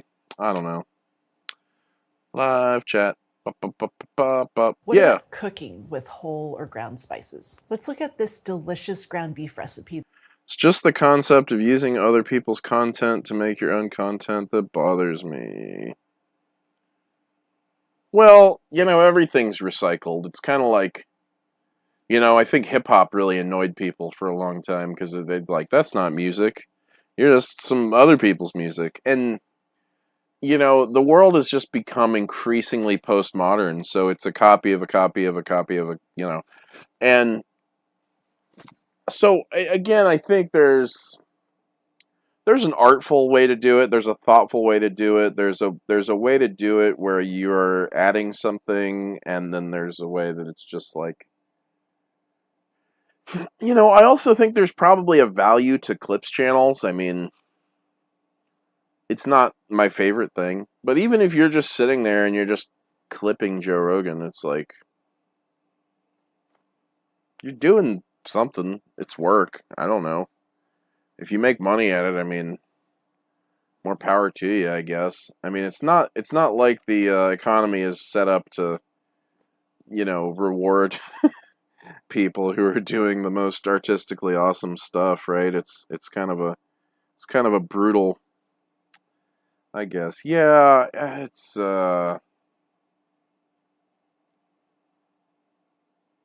well, I mean, like, I'm using other people's content to make content. I mean, I'm probably not going to cut this into anything. Maybe if I get a guy. I mean, but could you imagine it's like, because you got to sit here and live stream, and if you want to live stream, you got to live stream a lot, right? And then 2 viewers, and then if you want to, like, do something with it, then you got to sit there and, like, watch your own live streams that you did and like cut them into, and it's like you gotta, how much stuff do you have to sort through to actually get a coherent piece of content? It's yeah, I mean, I guess ideally, I guess what you're saying is like you would want me to err on the side of like adding to it rather than just sitting there and just like literally just using other people's content as mine. People might have the potential creativity to do something more unique, but choose to react instead. There can be some value to React content, but will never be as interesting as new ideas people have. Even if the ideas don't work in the end. Yeah. I mean, but I'm just saying, like, this is React content, and you're here right now, which is awesome. But it's like, yeah, of course it's not as. Of course I'd rather watch something original, but I think the thing is, like, it's like you might as some things, like, especially if it's just like the news or something, like. I'm never gonna like watch the news, but I might like the other day I clicked on like, Asmongold watching a Trump press conference, and like I was never gonna just watch the press conference, but I would watch him react to it, like, because like some content I just wouldn't watch on its own, but I would watch someone watching it, if that makes sense. The much better React content. I appreciate that. I mean, again, like I said, I think I'm probably overdoing it on commentary. but it's good. I think this is good for the channel to, and for my, again, to like increase my levers, just to like get me used to talking in front of the camera. It's been a while. I haven't been publishing a lot.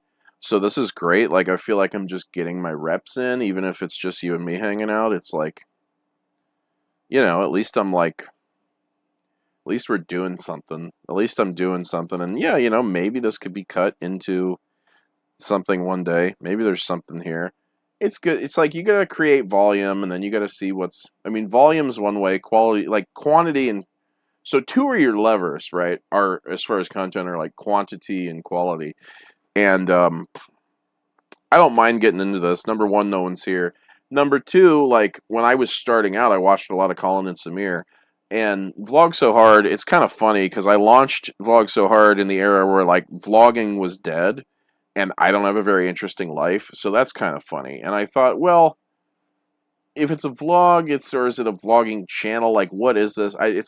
You know, and this is ultimately like my lab where I'm going to do what I want. I'm going to try things here. I might end up streaming on here and then, you know, clipping stuff and posting it on this, like making videos out of it on this channel, or making videos of it even on other channels. But, you know, insofar as this becomes a channel about content creation or about media, like, I'm fine with that. I'm completely fine with being in that lane. So it's tough. It's tough for me to like this whole channel so far has been me like refusing to niche down over and over again, and that's a problem because like the more specific your channel is, like the easier you can find the right audience.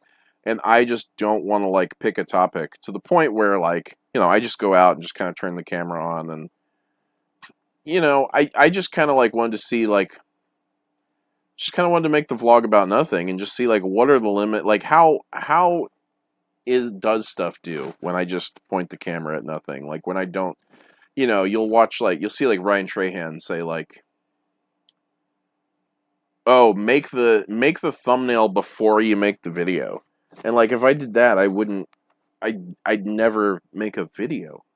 Like that wouldn't even, you know, and I'm of the opinion like it's better to do something than to not do anything. I finally found that I was looking for this Mike Birbiglia thing about making stuff, and the, you know, the whole principle of just do the thing. I'm a big just do the thing guy. Anyway, spices. The content is kind of like a nice anchor. Like it can start a lot of conversations, and that's cool. And this is like, you know, again, probably not something we're gonna clip and make a bunch of cool stuff out of, but again, we're just, you know, putting oil in that machine, getting this squeaky machine rolling. I wanna build this channel, and I'm actually gonna launch 2 new channels soon because I finally am starting to figure out what I want to make content about and like where my expertise lies. And I have the channel for my nursery. Haven't been doing a lot with that. I want to do a little bit with that, but then I got 2 new channels coming, and one of them is going to be a tea channel. So like if tea is your thing, get over there. If it's not, maybe we'll convert you. And number 2 is more of a philosophy or something channel. Let's say, you know, I'm a big balance guy. I like to promote balance and moderation and the middle way and all those things. So that's really all I can say. Is I just want to kind of put my you know, my bold philosophy of centrism out there, and you know, anyway, spices.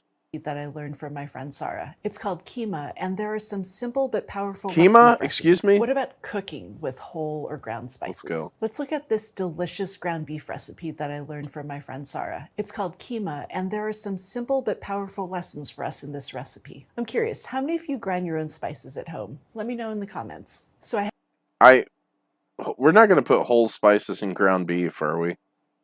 This is... That would be crazy. Could you imagine ground beef and you're just like, oh, my bad, there's a cinnamon stick here. Oh, look, a star anise. Oh boy. I have my ingredients here. I've got my ground beef, which makes up the bulk That's so many ingredients. I'm so jealous of like the fact that they just pay a person to do the dishes. You're never gonna see ingredients laid out like this with home cooks. Home cooking is all about you get that meat in the pan and you start it on low heat because you don't want to burn it before you get the seasonings on it. Okay? Excuse me. of this recipe. Some whole spices, some just so ground silly. spices, aromatics, and Whole then some things to finish. spices? Let's get started. So we've got some black peppercorns, cardamom, black Why do you need to use whole black peppercorns? Why would you do this? cardamom, a cinnamon stick. Two things are happening right now. As these are heating up, the lighter aromatic compounds, they're kind of being driven off and they smell great. The other thing though is that oil in there, it is capturing some of the I might go at the end of this one. Yeah, we're getting fat soluble flavors. I might do one more. Maybe something that's not cooking, or at least not another land lamb technically. Obviously, drop some ideas in the comments if you have them, but those in the aromatic chat, compounds as well sorry. because they are oil soluble. What's critical here Yes, is oil soluble. because these spices are whole, they're Dude, not food- giving up all of their aromas immediately. You can kind of think of them Food is a whole world of polar and non-polar compounds. It's pretty incredible. as time release spices. They're going to slowly release volatiles, and that's what allows them to contribute really complex flavor to Right, that's why it's so weird you're using them in ground beef. It's in a stew, it's like awesome. Like in a curry, they kind of sit in there and if you don't cook them long enough, it's kind of wild. But yeah, when they sit, that's actually part of it. It's like pretty much anything you cook kind of gets better after it sits for a night, or and you reheat it. But stuff with a lot of spices, like that can really happen with whole spices. She's absolutely right. to the finished dish. So now that we've begun infusing flavors into this oil, we can get in our next ingredient, which is onions. Could do some cooking of your own, lol, would be interesting to see, but might be annoying to set up. If you look on my channel, I have a few videos called Jank Cooking. The production values are not great. There's probably very minimal editing, but I absolutely long-term do want to do cooking content. I might start another channel for it someday. There will be cooking content here on this channel for sure. Definitely going to do food on here because ultimately this is ultimately I really wanted this to be like a travel thing. I sort of like I definitely want to do sort of like Tony Bourdain type of stuff, or Gordon's Great Escape maybe, because there's more of a cooking element with that. But yeah, I definitely want to do travel, food, culture, that kind of stuff. I have no problem with putting cooking videos on this channel. It could be its own channel one day, but I mean that's like it's so far off. It's like stuff will go here until it needs its own home or whatever. Or like if I have an idea, like if an idea comes to me and it's just very like again, like the tea channel, that seems kind of perfect because when you're starting a channel, it's like you don't want it to be so narrow that no one's interested, but you don't want it to be so broad that like you have a bunch of people unsubscribing every time you post. So a tea seems good, but like the reason I haven't done more cooking content and more cooking videos is because my kitchen is like nasty and I don't want to like I don't like putting it on the internet, and I just like don't just haven't had time to like fix it. But we're working on the house, dude. We're getting it getting the house in much better shape. We're just it's a project, dude. If I had my way, I wouldn't have just like popped myself into the world so woefully unprepared. I got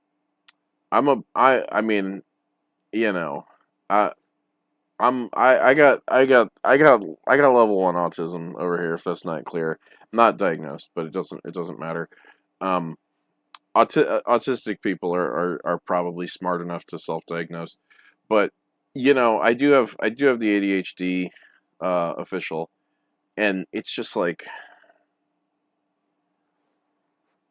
I don't know. Are those excuses? I don't know, but like I I love cooking. It's like a big thing. I when I had the condo for a week, like I put out I think that's when I did the first 3 episodes of Jank Cooking, was when I had like a whole clean kitchen to myself. I didn't do any when I was in Jacksonville because I was there to work, had the extended stay, and I wasn't really get stuff from gas stations and class them up somehow.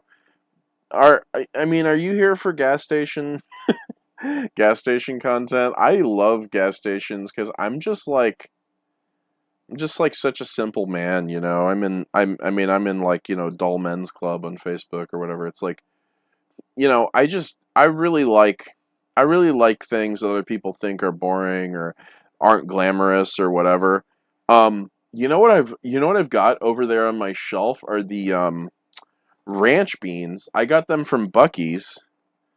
Thank you. Aw, I'm here for you. Thank you. I hope you're a fan of gas stations, though, or I hope I'm making you a fan of gas stations, because, like, think about how much of your life you spend in a gas station or a convenience store or a bodega or something, right? Because it's a lot of your life. So why not show that? I thought, like, well, that's what I'm doing. Yeah, if that's the most interesting thing I have going on, like, so be it, Like, oh well. People will watch it or they won't. But I have over there 2 cans of ranch beans that I got from Buc-ee's, and I've never seen them anywhere else. Those are pinto beans, and so I will probably do a video just trying the ranch beans. It's not, I mean, nobody's gonna see it. Like, if 100 people watch it, I'll be lucky, Like, how's my studio? By the way, I have a I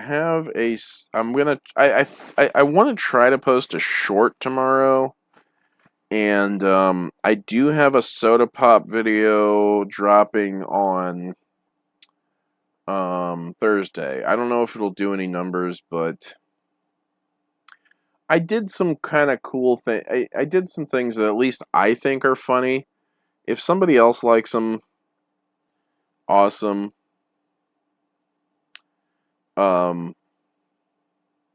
I think that's Thursday at noon. It's scheduled for tomorrow. Like I said, I'll probably post a short. I have one that's like 5 seconds that I've kind of been sitting on. I have to do a little bit of work, but I do want to get a rhythm of posting established before I start my new job, and then see if I can like maintain it. If nothing else, though, we can live stream at night at least once a week, I hope. And again, thanks for hanging out. Let's get through this. I am such a yapper, dude. I really want to do a podcast, honestly. I really want to have guests on. If you ever want to talk, I have a stream on YouTube. More only content I have there is 2 shitty YouTube shorts. Have I watched them? I don't know. I will check them out later, I think. I think it'd be weird. I'm not gonna I could watch them on my phone, but yeah. But if you ever want to like get on so what do you do? I mean, do you stream on other platforms? Do you do Twitch or anything? Twitch, Kick, or what else we got? Rumble? I just like YouTube. I'm just like, that's what my life has been so nice since I got premium. I'm just like, I started watching, YouTube because it's free, and then I got premium, and I was like, oh man.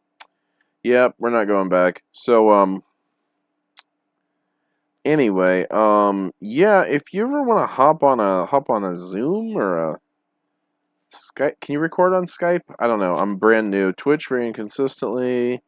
Whatever game I feel like playing that day. Yeah, I might do some Let's Plays. I might do I told my brother I was gonna do KOTOR, and he's been kind of, you know, very politely pestering me about it every couple months or so. What else were we talking about? Maybe Morrowind. Maybe some of the other Elder Scrolls too. I haven't played any of the other ones. I used to play Morrowind on the Xbox, and I'm like, it doesn't sound as much fun on PC. But I think we had KOTOR on Xbox or PlayStation. I've never played 2. But I did watch a full. I probably never even beat the game either. I sort of like at some point in my life I kind of quit video games and started making music instead. And then I realized back then you couldn't make much money playing video games. There weren't a lot of opportunities. And then I did music for 10, 15 years, and I was like, oh, it turns out there's no money in that either. I'm still in college, so I only recently have time now since it's summer. Yeah, I mean, you might as well. I mean, you're getting. I think with Twitch though, don't they get rid of the VOD like every after like 7 days or something? I mean, I kind of like I like that YouTube is sort of oriented toward VODs, so it's like when you stream on YouTube, it just goes in your permanent file of content, and that's sort of like the strategy on YouTube is to like build up the content library.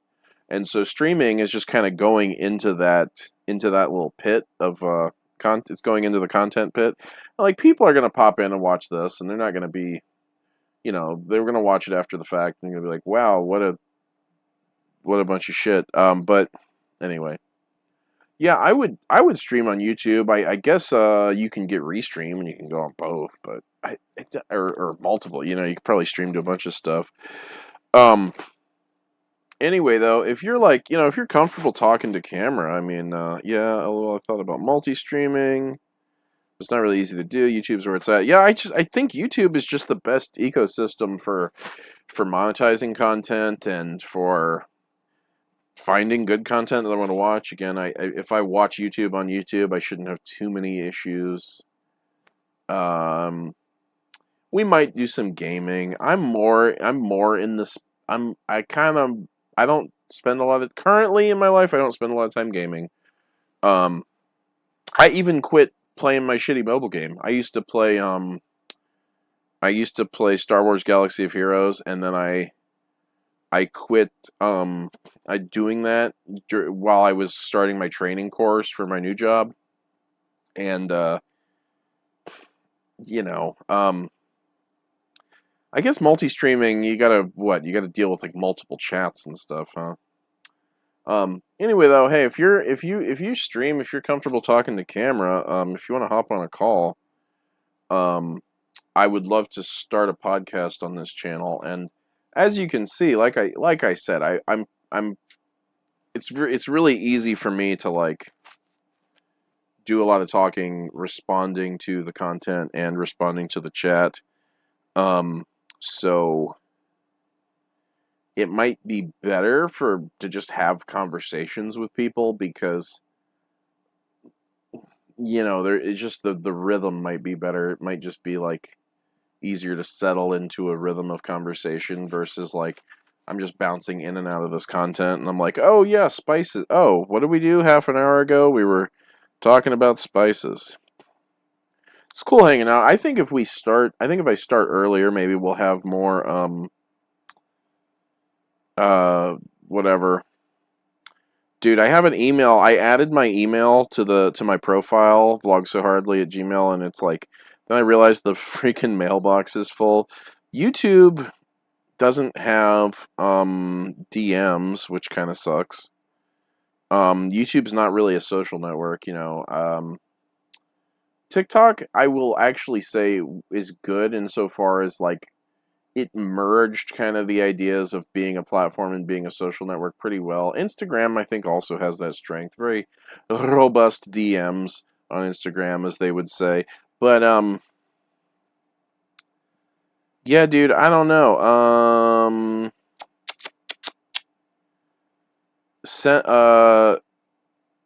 Yeah, I don't know. Let me know. I mean, you don't have to come on if you don't want to. If you don't want to come on, don't come on. But I really want to get a podcast going, and I talk to my friends about it a lot.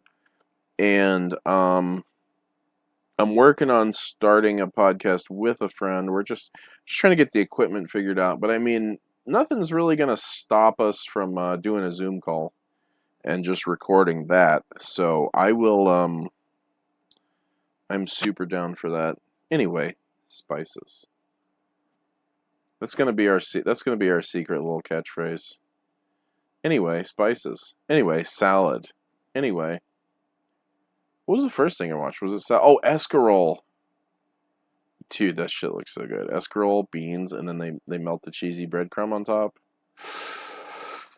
I'm gonna smash that one day. I swear, this will be by the end of the year. I'm gonna be posting. I will try to. I definitely want to post more cooking content, 100%.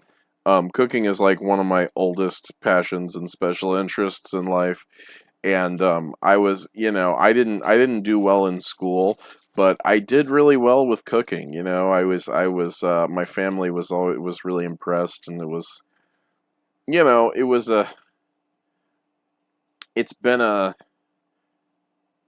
it's just I don't know. I guess it's been a source of self-esteem for a while, and some things maybe you're just a natural at, and you put the work in, and that's how you become good. Okay, we're gonna have to back this up. I gotta see what spices she puts to contribute really complex flavor to the finished dish. So now that we've begun infusing flavors into this oil, we can get in our next ingredient. Wait a minute. Allow them as time-release spices. Complex. Okay. We can get in our next. So I see black pepper, cardamom, cinnamon.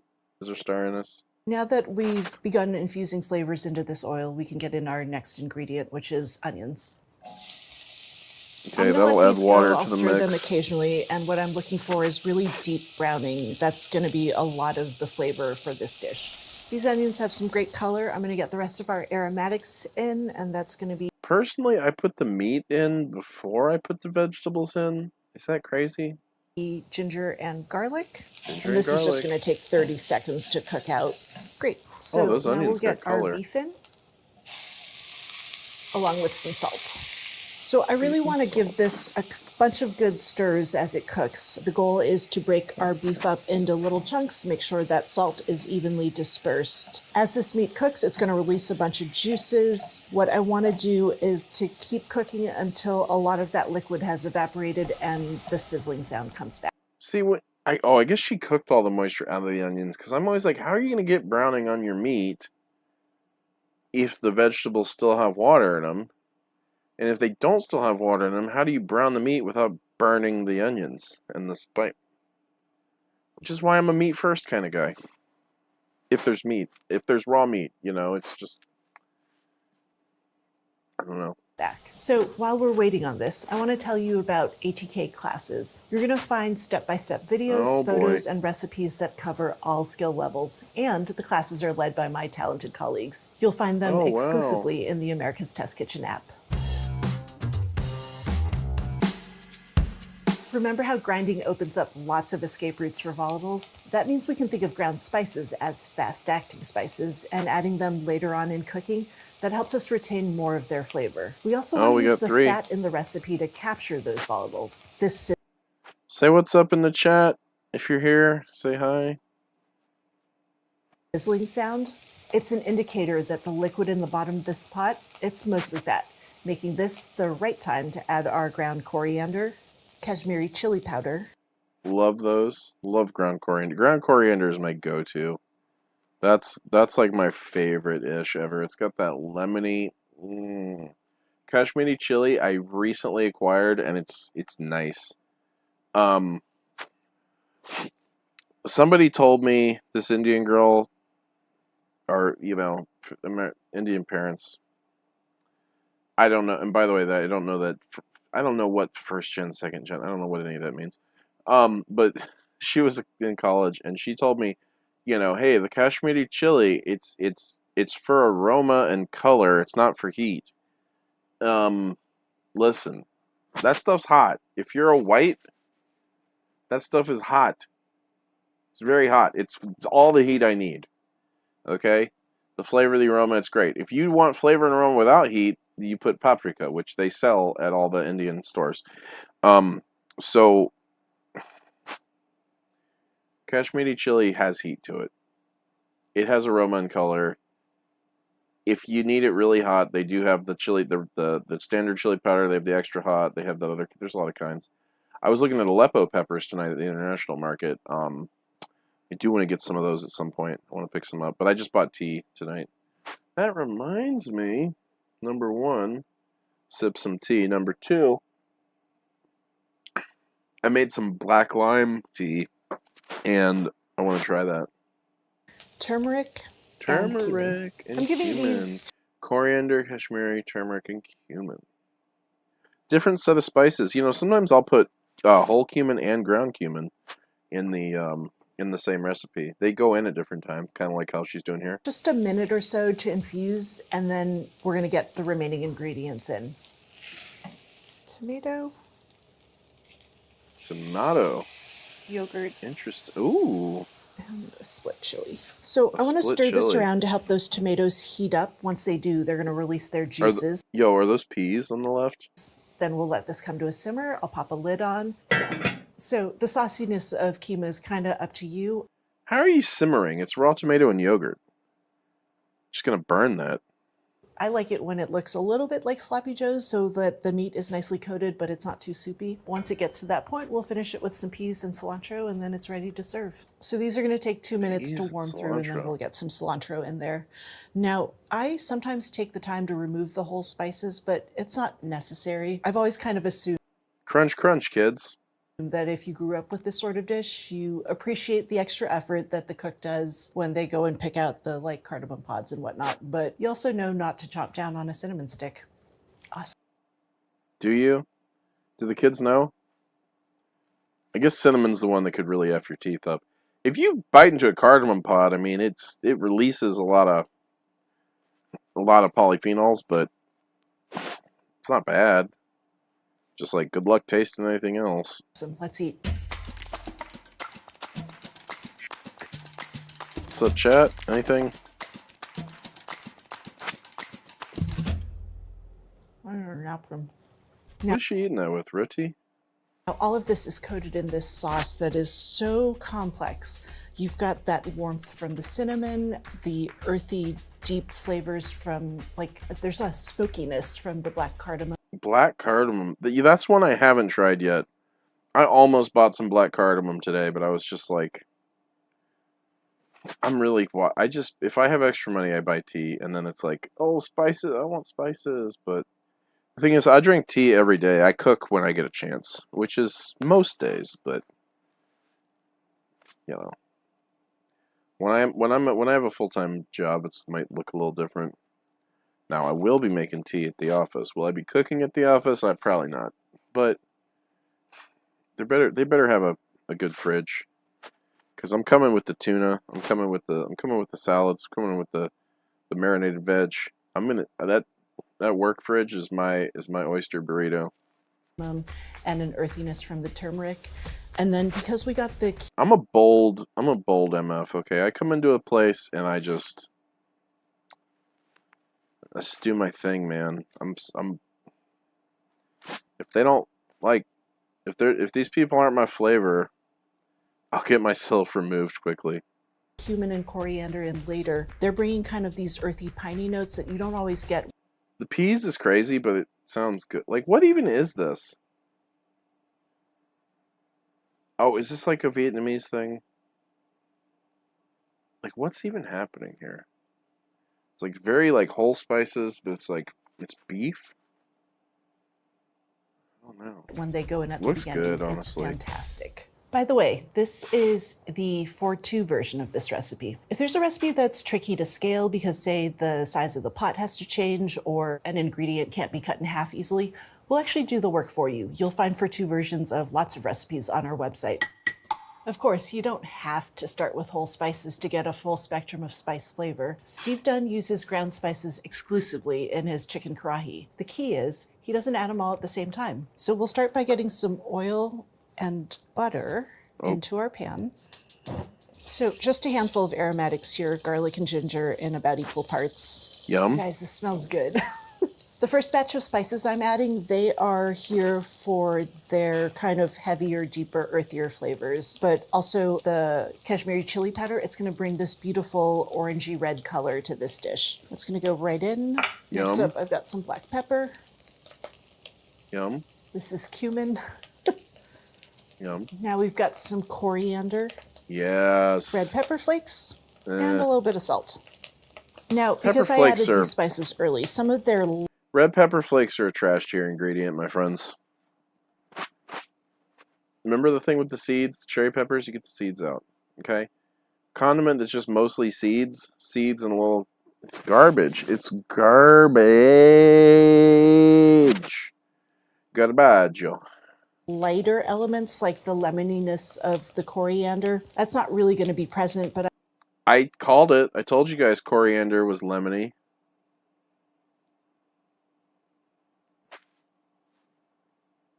I don't need them. I'm going to be adding more spices later for those top notes. So we can get our chicken in. Chicken. These are bone-in pieces, dark meat only, because it's just a little bit easier to cook. It brings a little more depth of flavor. Okay. And can kind of stand up to the heavy spicing. Is there a neck in so there? this That'd be chicken's cool. no longer pink. We can get our tomatoes in.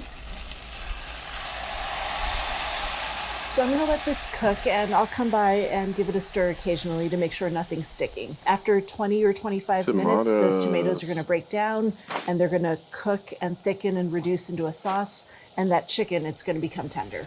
So it's been about 25 minutes, and you can see how much this is darkened and reduced. It's really concentrated in flavor now, and that chicken is super tender. I'm going to turn this down because it doesn't actually need to reduce much more, and get the rest of our ingredients in. I've got a Serrano chili for heat, some cilantro, and then our spices. So this is our second edition of spices. This is cardamom Whoa. and cinnamon. Going in wet So ends. one quick stir to get them in there, Yeah. and then this just needs another 5 minutes to make sure those spice flavors disperse throughout that sauce, and then we can eat. Well, I can eat, sorry. Yeah. I can't believe you're not going to share this food with me. That looks good, man. Yum. That's some good looking man. This chicken is so tender, and it's spicy from the chilies and the peppers, but also you get this like kind of soft lemony mentholy thing from the cardamom and a little bit of kind of sweetness from the cinnamon. It's really lovely. Spice blends. I love the blends. One of my favorite recipes that I've ever worked on was kare raisu, or Japanese curry rice. It's based on a Japanese take on curry powder, and I find it so comforting and complex and fun to make and personalize. I Oh, also boy. get a lot of questions about the spices in the good. blend. So my curry blend, it calls for 11 spices, and I love it as is. The thing Wait, are you telling me sugar is a spice? I thought the expression was sugar and spice. Everything nice, fellas. Fennel seed is good. I like fennel seed. I like a lot of, I have my little whole spice collection up there, and a lot of times when I go to Temper, I go in with the cumin. It's like, you gotta hit it with the whole cumin seed, right? And then I hit, a little mustard seed, and then I hit it with the fenugreek, and then the fennel. It's like every time I just go all the way. Turmeric. Turmeric. They literally spelled it turmeric. Don't they know it's turmeric? Living in Turmerica. I get some turmeric growing in the garden. It's good. It's really easy to grow here. If I had good soil and I had irrigation at somewhere at the house, y'all, Irrigation's so nice when you get it. The thing I learned while putting it together was Didn't she to say think 12? 11 spices and I have 11? questions about the spices in the blend. So my curry blend, it calls for 11 spices, and I love it. 11 spice. Oh, I see. Because that's 5. That's 6. Okay. Fine. As is. The thing I learned while putting it together was to think about the blend as a musical ensemble. When you hear a 4-piece band, can you pick out an individual instrument? Yes. Probably. Can Oh. you pick out a single instrument when the band has 11 members? Yes. I mean, listen, if it's an orchestra, I can't pick out the first violins from the other first violins. They're all playing the same note. But 11-piece band? Well, let's start here. I can pick out the drums. You know what I'm saying? It's a little trickier. Now imagine if you Dude, I know what a clarinet sounds like. It doesn't matter if there's a bassoon and an electric guitar.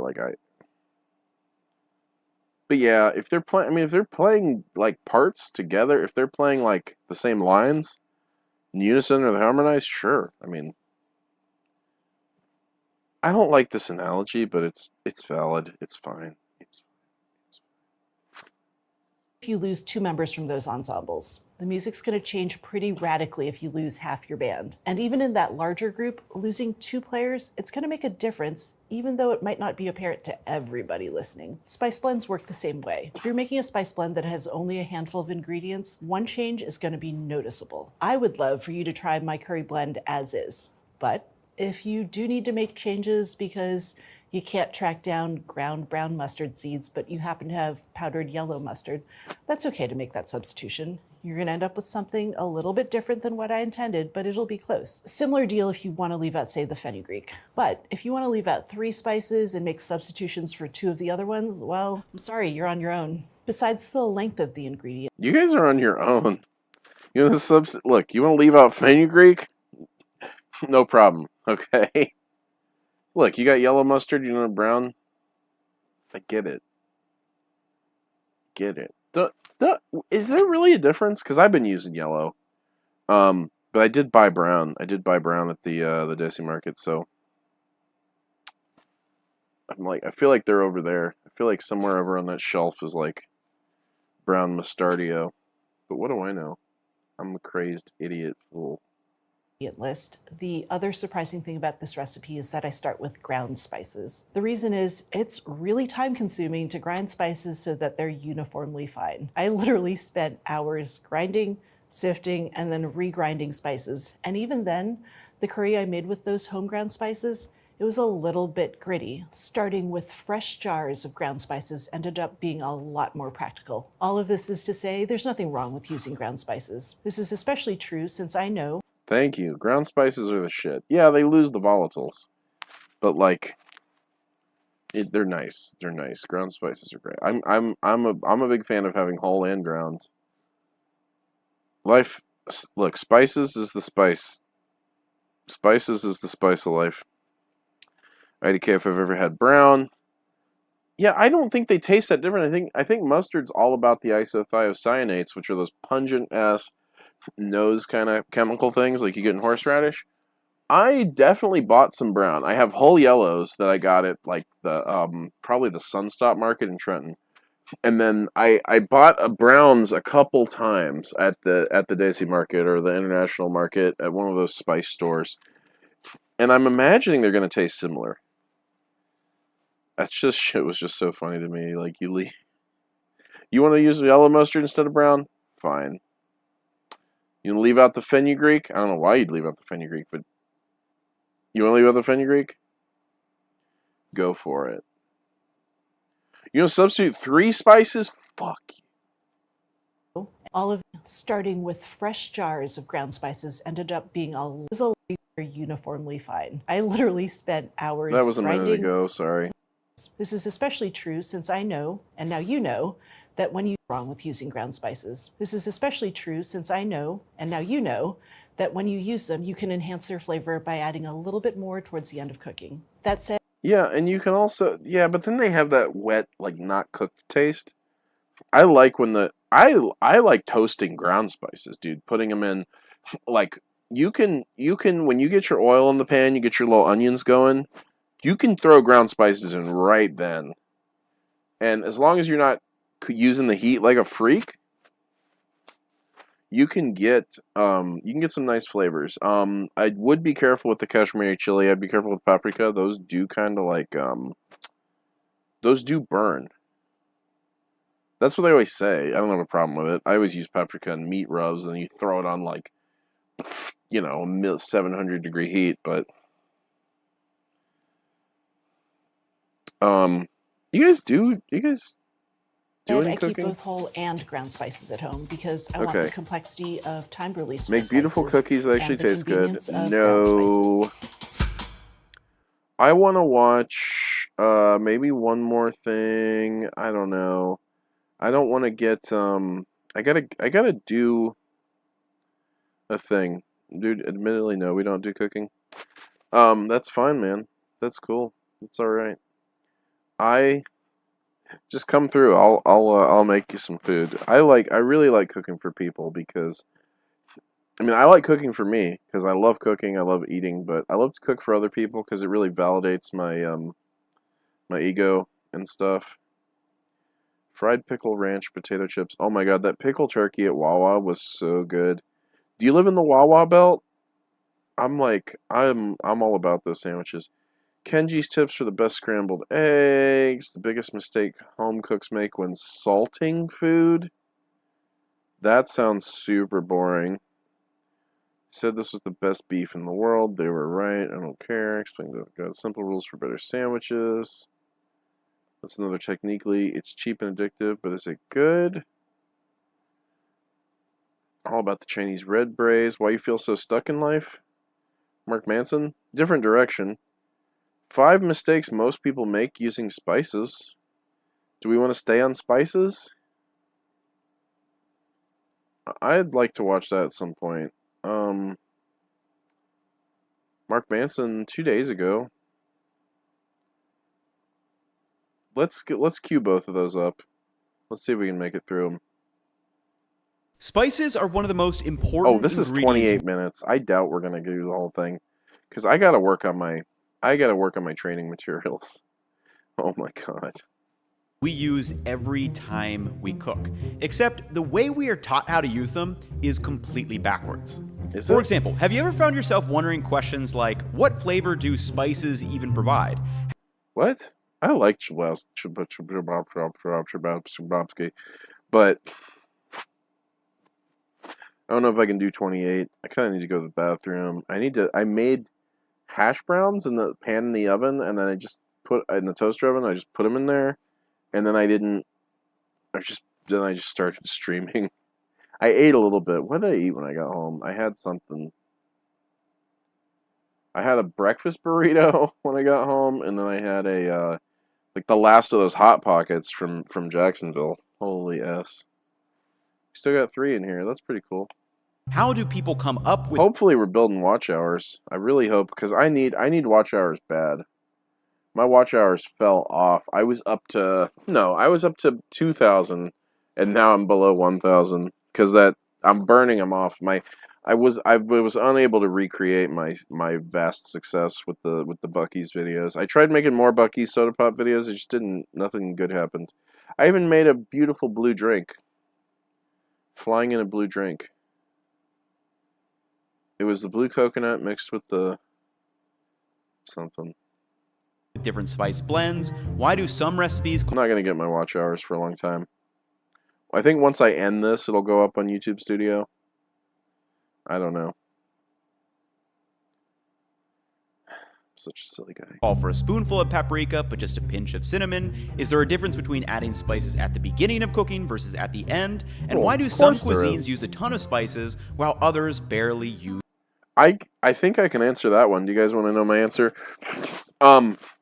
Indian cuisine uses a lot of spices because all the world's spices are native to India. Almost all of them are native to the subcontinent. Okay? So they decide to use a lot of spices. Okay? I think geography. Let's break this down here. Culture is Culture is an adaptation to geography, plain and simple. What do you Hey, what do you motherfuckers eat? What do you guys wear? What do you what kind of sounds do you use? What do you talk about? What kind of house do you live in? How do you build your houses? The answer 100% of the time is the one that works in the climate we live in. Right? Pretty straightforward. So that's my answer. We might not get to it for a while. Use any. Well, in this video, we are going to cover the... Don't use any. There's not spice. I don't know of any cuisines that don't use spices. People rag on English food and all that. They use spices all the time. F off with that. F off with your narratives. I don't need your narratives. Spices, while others barely use any. Well, in this video, we are going to cover the 5 mistakes that most home cooks make when trying to learn spices. For each section, we are going to cover why the mistake holds back your learning of spices. Okay. 2, I'll give you an experiment that will help accelerate your understanding. And lastly, I'm going to point out several real-life examples showing how to apply what we are learning. And I have placed these mistakes in this order on purpose because each subsequent one builds on our understanding from the prior mistake. So let's start with mistake number 1. I thought there was 5. Salt and spices are almost always used together when we cook, and generally we refer to them as seasonings. However, this can be confusing because salt and spices affect different parts of the flavor equation and react completely different when we cook with them. At a high level, these 6 properties can explain the flavor of food: taste, aroma, texture, sight, physical, and the human element. Whoa.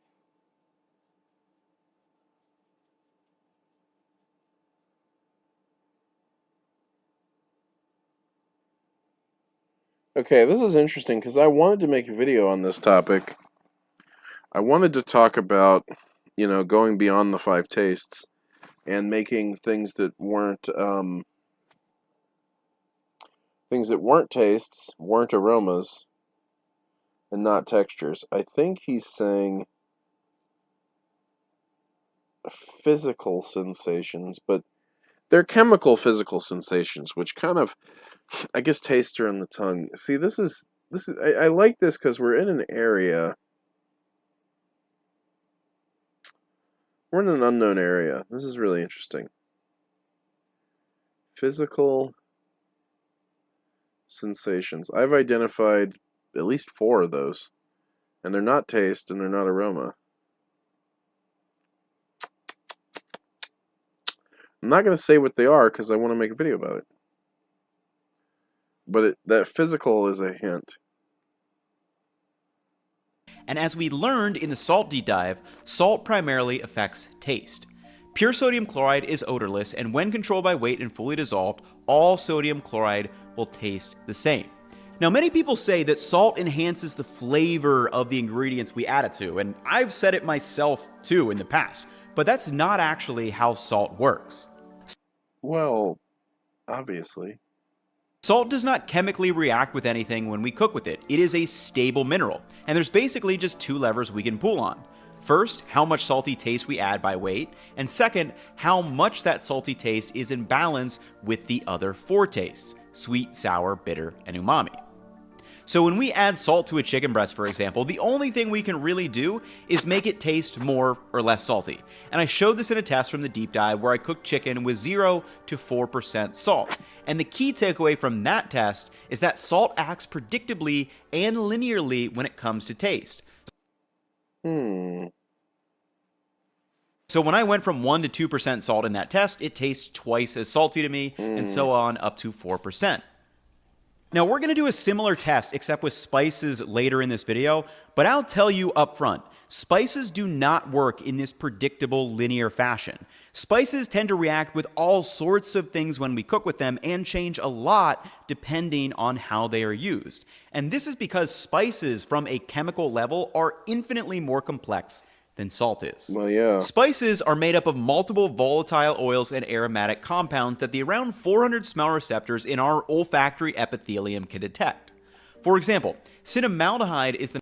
Oh my god, second video in a row about cinnamaldehyde.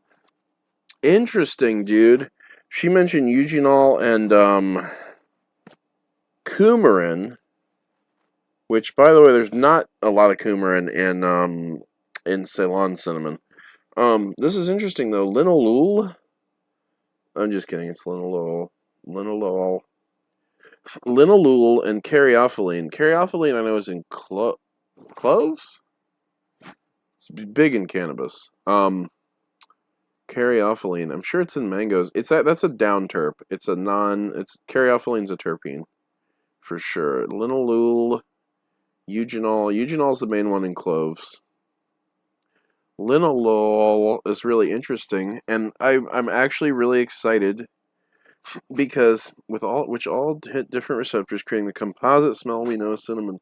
I want to share something really fun. What I've been drinking, I haven't mentioned this to y'all, is kukicha, and that is a roasted twig tea, and it actually has linalool, and so it has a very mild aroma of warm spices, which I just got on just like sucking that pot like a freak, and starting to get some congestion, which probably means it's going to be bedtime, which means I should have started my course long ago, but I'm addicted to these watch hours and to your approval. And linalool, it's in there. Twig tea has a beautiful, subtle aroma of warm spices to it, even when it's cool and cold. I'm really excited for the lime tea I got out there, the black lime. Okay. The main flavor compound Spices found in are very cinnamon, chemically but it is complex. also made up of linalool, eugenol, Linalool. Did he say linalool? Because that's like when people say zoology. Can't be zoology. It's either zoology or zoology. Do I have to make a video explaining this to the people? How silly is this world? flavor compound found in cinnamon, but it is also made up of linalool, eugenol. Linalool. See, it can't be luol. It would be linalool. Or, as I like to say, linalool. See, the double O is oo, but the single O is O or ah. So it can be linalool, or it can be linalool, but it can't be linalool. That would require 3 O's. Just like zoological park would require 3 O's. Ethan. Caryophyllene, which all hit different receptors. Caryophyllene, caryophyllene. I'm not liking this guy's pronunciation. Creating also made up of linalool, eugenol, caryophyllene, which all hit different. Caryophyllene. I say caryophyllene. I don't know what to tell you guys. Receptors, creating the composite smell we know as cinnamon. And unlike sodium chloride, which is very stable, the multiple aromatic compounds that make up an individual spice are they react with each other and with the stuff in the food. Complex and interact with heat, air, light, water, and fat. For example, fresh cracked pepper smells different than toasted black peppercorn and also smells different from black pepper I ground up a day ago. On the flip side, you can heat salt to 1,000 degrees, you can leave it out for thousands of years, and it's still going to taste salty. And to really understand the difference between what salt and spices do for yourself, I highly recommend redoing this experiment in the Salt Deep Dive, where I took 4 portions of 100 grams of chicken breast. To one, I added absolutely nothing. To the second, I added 1% or 1 gram of salt by weight. To the third, I added 1% or 1 gram of the spice mix. And then to the fourth, I added 1% of salt and 1. Let me guess, the one with salt and spices is going to taste awesome. The one with salt is going to taste boring but tolerable because they'll actually have the salt seasoning. And the other 2 are going to taste like shit. 1% of the spice mix and then cooked them up. And the practical reason why understanding the difference between what spices can do versus what salt does is that we can completely transform the aroma and thus the flavor of the food we are making by simply experimenting with 1, the unique mix of spices we use, and 2, the unique amounts chosen for each spice. For example, this is exactly what I did in a recent Cookwell video where I took 2 chicken breasts, added salt to them, then on one breast I added a bunch of black pepper, and the other I made a spice mix with garlic powder, cumin, paprika, and chili powder. The black pepper chicken breast went on a sandwich with bacon and a ranch-style dressing, while the cumin mix went on a Southwest chicken salad. And the reason why there are unlimited amounts of dishes and recipes around the world is because this concept of choosing unique spices, varying the amounts of those spices, applying the spices to different unique limited amounts of dishes. Whoa, whoa, whoa. This is a cool chart. Oh, wow.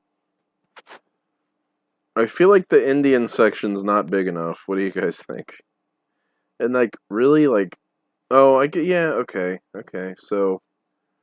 Now, we're going to have to go... Okay, Mexican, coriander, cumin, oregano, garlic powder, cinnamon, chili powder. Accurate. Okay. Maybe missing some things. Caribbean. Allspice. Nutmeg. Garlic powder, cloves, cinnamon, ginger. Yum. Dude, this right here is making me hungry. Making me inspired to cook French.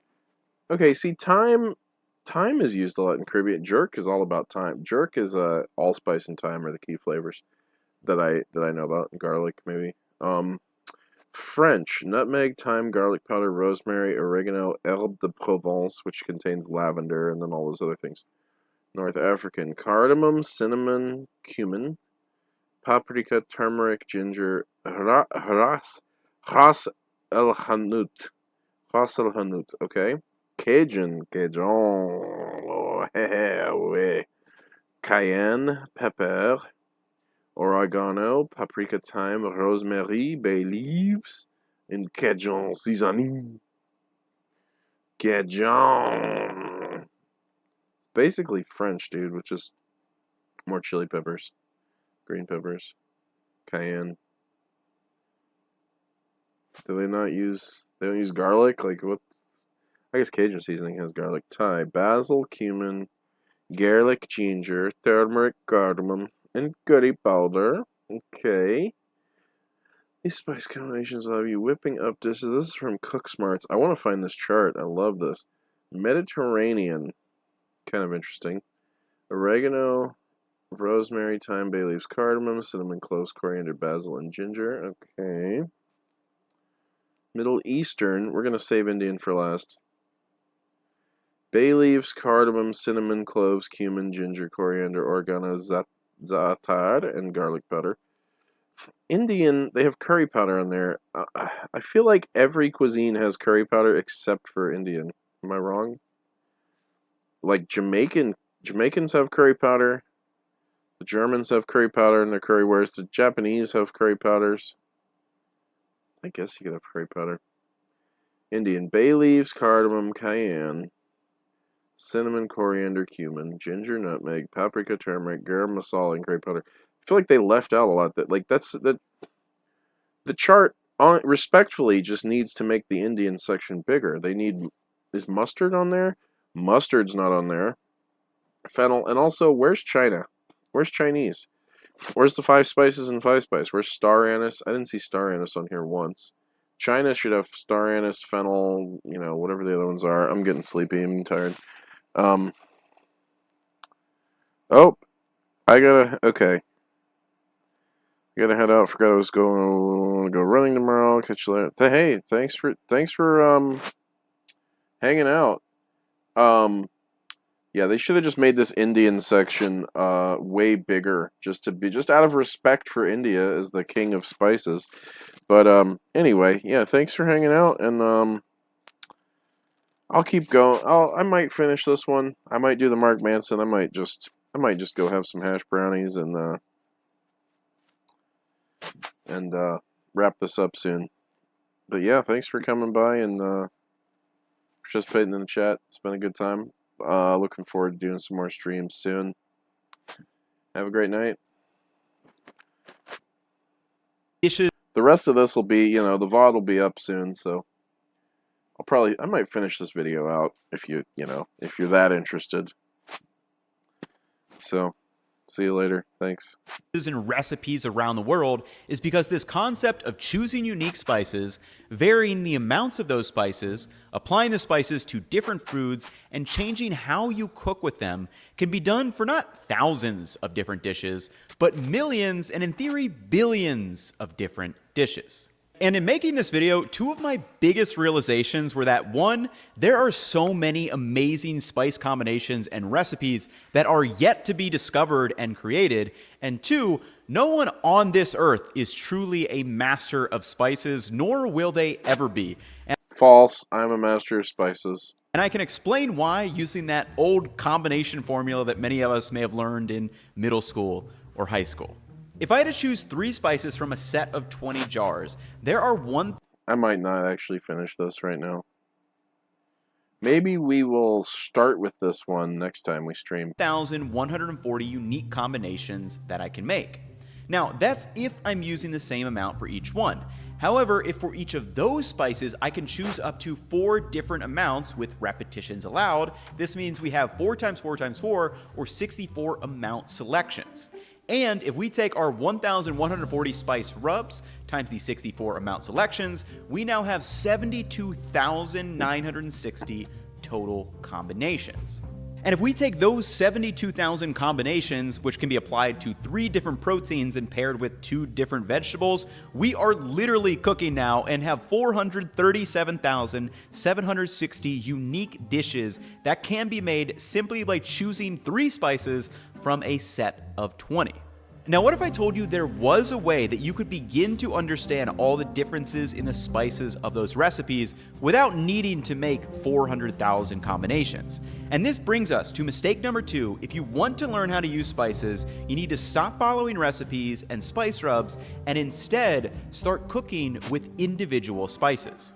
Now, before we jump in, the quick takeaways from this first part are 1, salt primarily provides taste, and that sodium chloride will not chemically react, and it acts fairly linearly and predictably when we use it.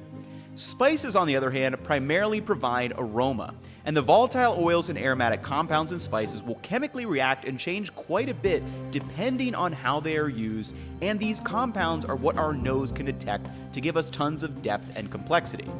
Now, some spices can provide other elements of flavor too. For example, turmeric often turns the sight of dishes to a yellow color because it has a very strong pigment. And a spice like black pepper, while it does have a unique aroma, one of the reasons why we like it is because black pepper causes that tingle on your tongue. And this is a physical reaction caused by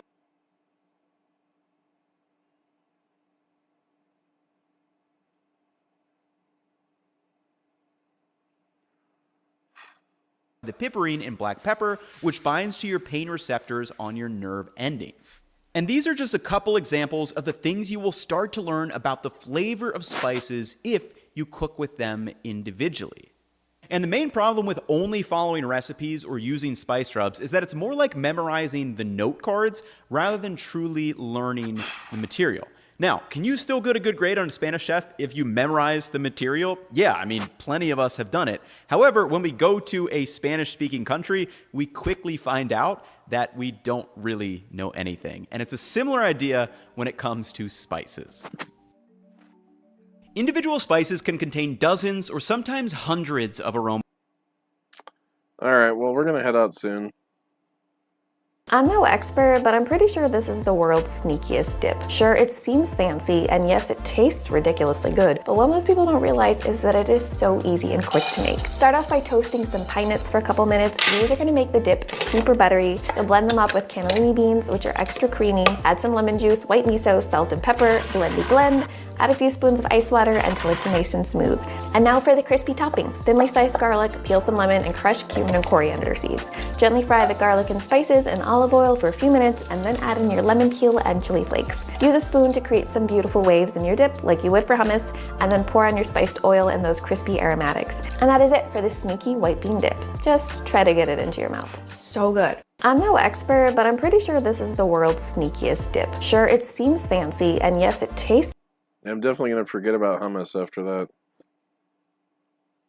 5 secrets to better food. Chef Andy. 5 tricks to make your food better without learning any new skills. Number 5, putting your sauce on the bottom. If you make a recipe like my beef bourguignon potato balls, if you put the sauce on top, you've got soggy peasant food. Sauce on the bottom, Michelin star. Number 4, when adding anything to taste, add a bit to a spoonful first, then taste that before adding it to the entire dish. Doing this will help you take chances, experiment, and learn what each ingredient does without accidentally overdoing it and ruining an entire dish. Number 3, make some of your straight cuts diagonal. I don't know the science behind this, but the same knife skills applied differently end up with an entirely different product. 2, use leftover ingredients as garnishes. You're probably familiar with the redundant practice of using cacio e pepe on your cacio e pepe, but you can do this for any dish, like putting chickpeas and olive oil on your hummus, or parsley on your parsley-infused demi-glace. And lastly, use words like demi-glace to impress your friends who don't know these 5 tricks to make your Hi, this is Veronica, the escalations manager. Am I speaking to Gertrude? Yeah, this is Gertrude, but I wasn't aware that I was being transferred to escalations. Why? What's going on? Yes, I know you weren't necessarily aware that your call was being escalated. It just seemed like you were being a little rude to my agent, so she decided to go ahead and pass along the call. Well, I find this kind of ridiculous. I find that... Well, I just need to ask you a quick question. It shows here that we have someone named Meryl as your emergency contact. Yes, that's my mom. What does that have to do with anything? Yeah, if you'll hold on just one moment for me. Oh my God. Hello? Hi, is this Meryl? Yes, this is Meryl. Hi, my name is Veronica. I am a supervisor with Random Airlines, and I have your daughter Gertrude on the line. Oh, no. Is everything okay? Oh, yes, everything is fine. There's no actual emergency. I'm just calling because your daughter was on the line with one of my call center agents, and she was being extremely rude. And I just feel like this is something that she needs to talk over with her mom, because I'm sure that a sweet lady like you did not raise your daughter to be this rude to somebody that's trying to help her with her flight. I can't believe this is ridiculous. Mom, Mom, hang up this phone. Gertrude, were you being rude to these people? I didn't raise you this way. What's wrong with you? Mom, this is so unprofessional. Like, I can't believe that we have a separate extension. I'm gonna go ahead and transfer both of you. You guys can talk it over there. I just wanted to make sure that we connected you two. Yep. This isn't even a thing. Like, why are you doing this? It's a new service that we offer when people are being rude to our people. That's so illegal. Veronica, thank you so much. Oh, it's my pleasure, Mom. If she ever calls back and does the same thing, you better believe I'll call you back. Hi, this is Veronica, the escalations manager. The man weighed 286 pounds, and one of his tests was he had to chin himself a certain number of times. Do a pull-up on a bar. This man couldn't begin to chin himself. Well, we take him to a... What are these people talking about? Chin yourself? What is that? Is that like a... Is that like a chin-up? Is that a pull-up? I don't want to watch this one. You have any kids? Yes, I have one daughter. How about you? How many baby daddies do you have, if you don't mind me asking? Ellipses. I have one daughter. I understand that is he by the same father.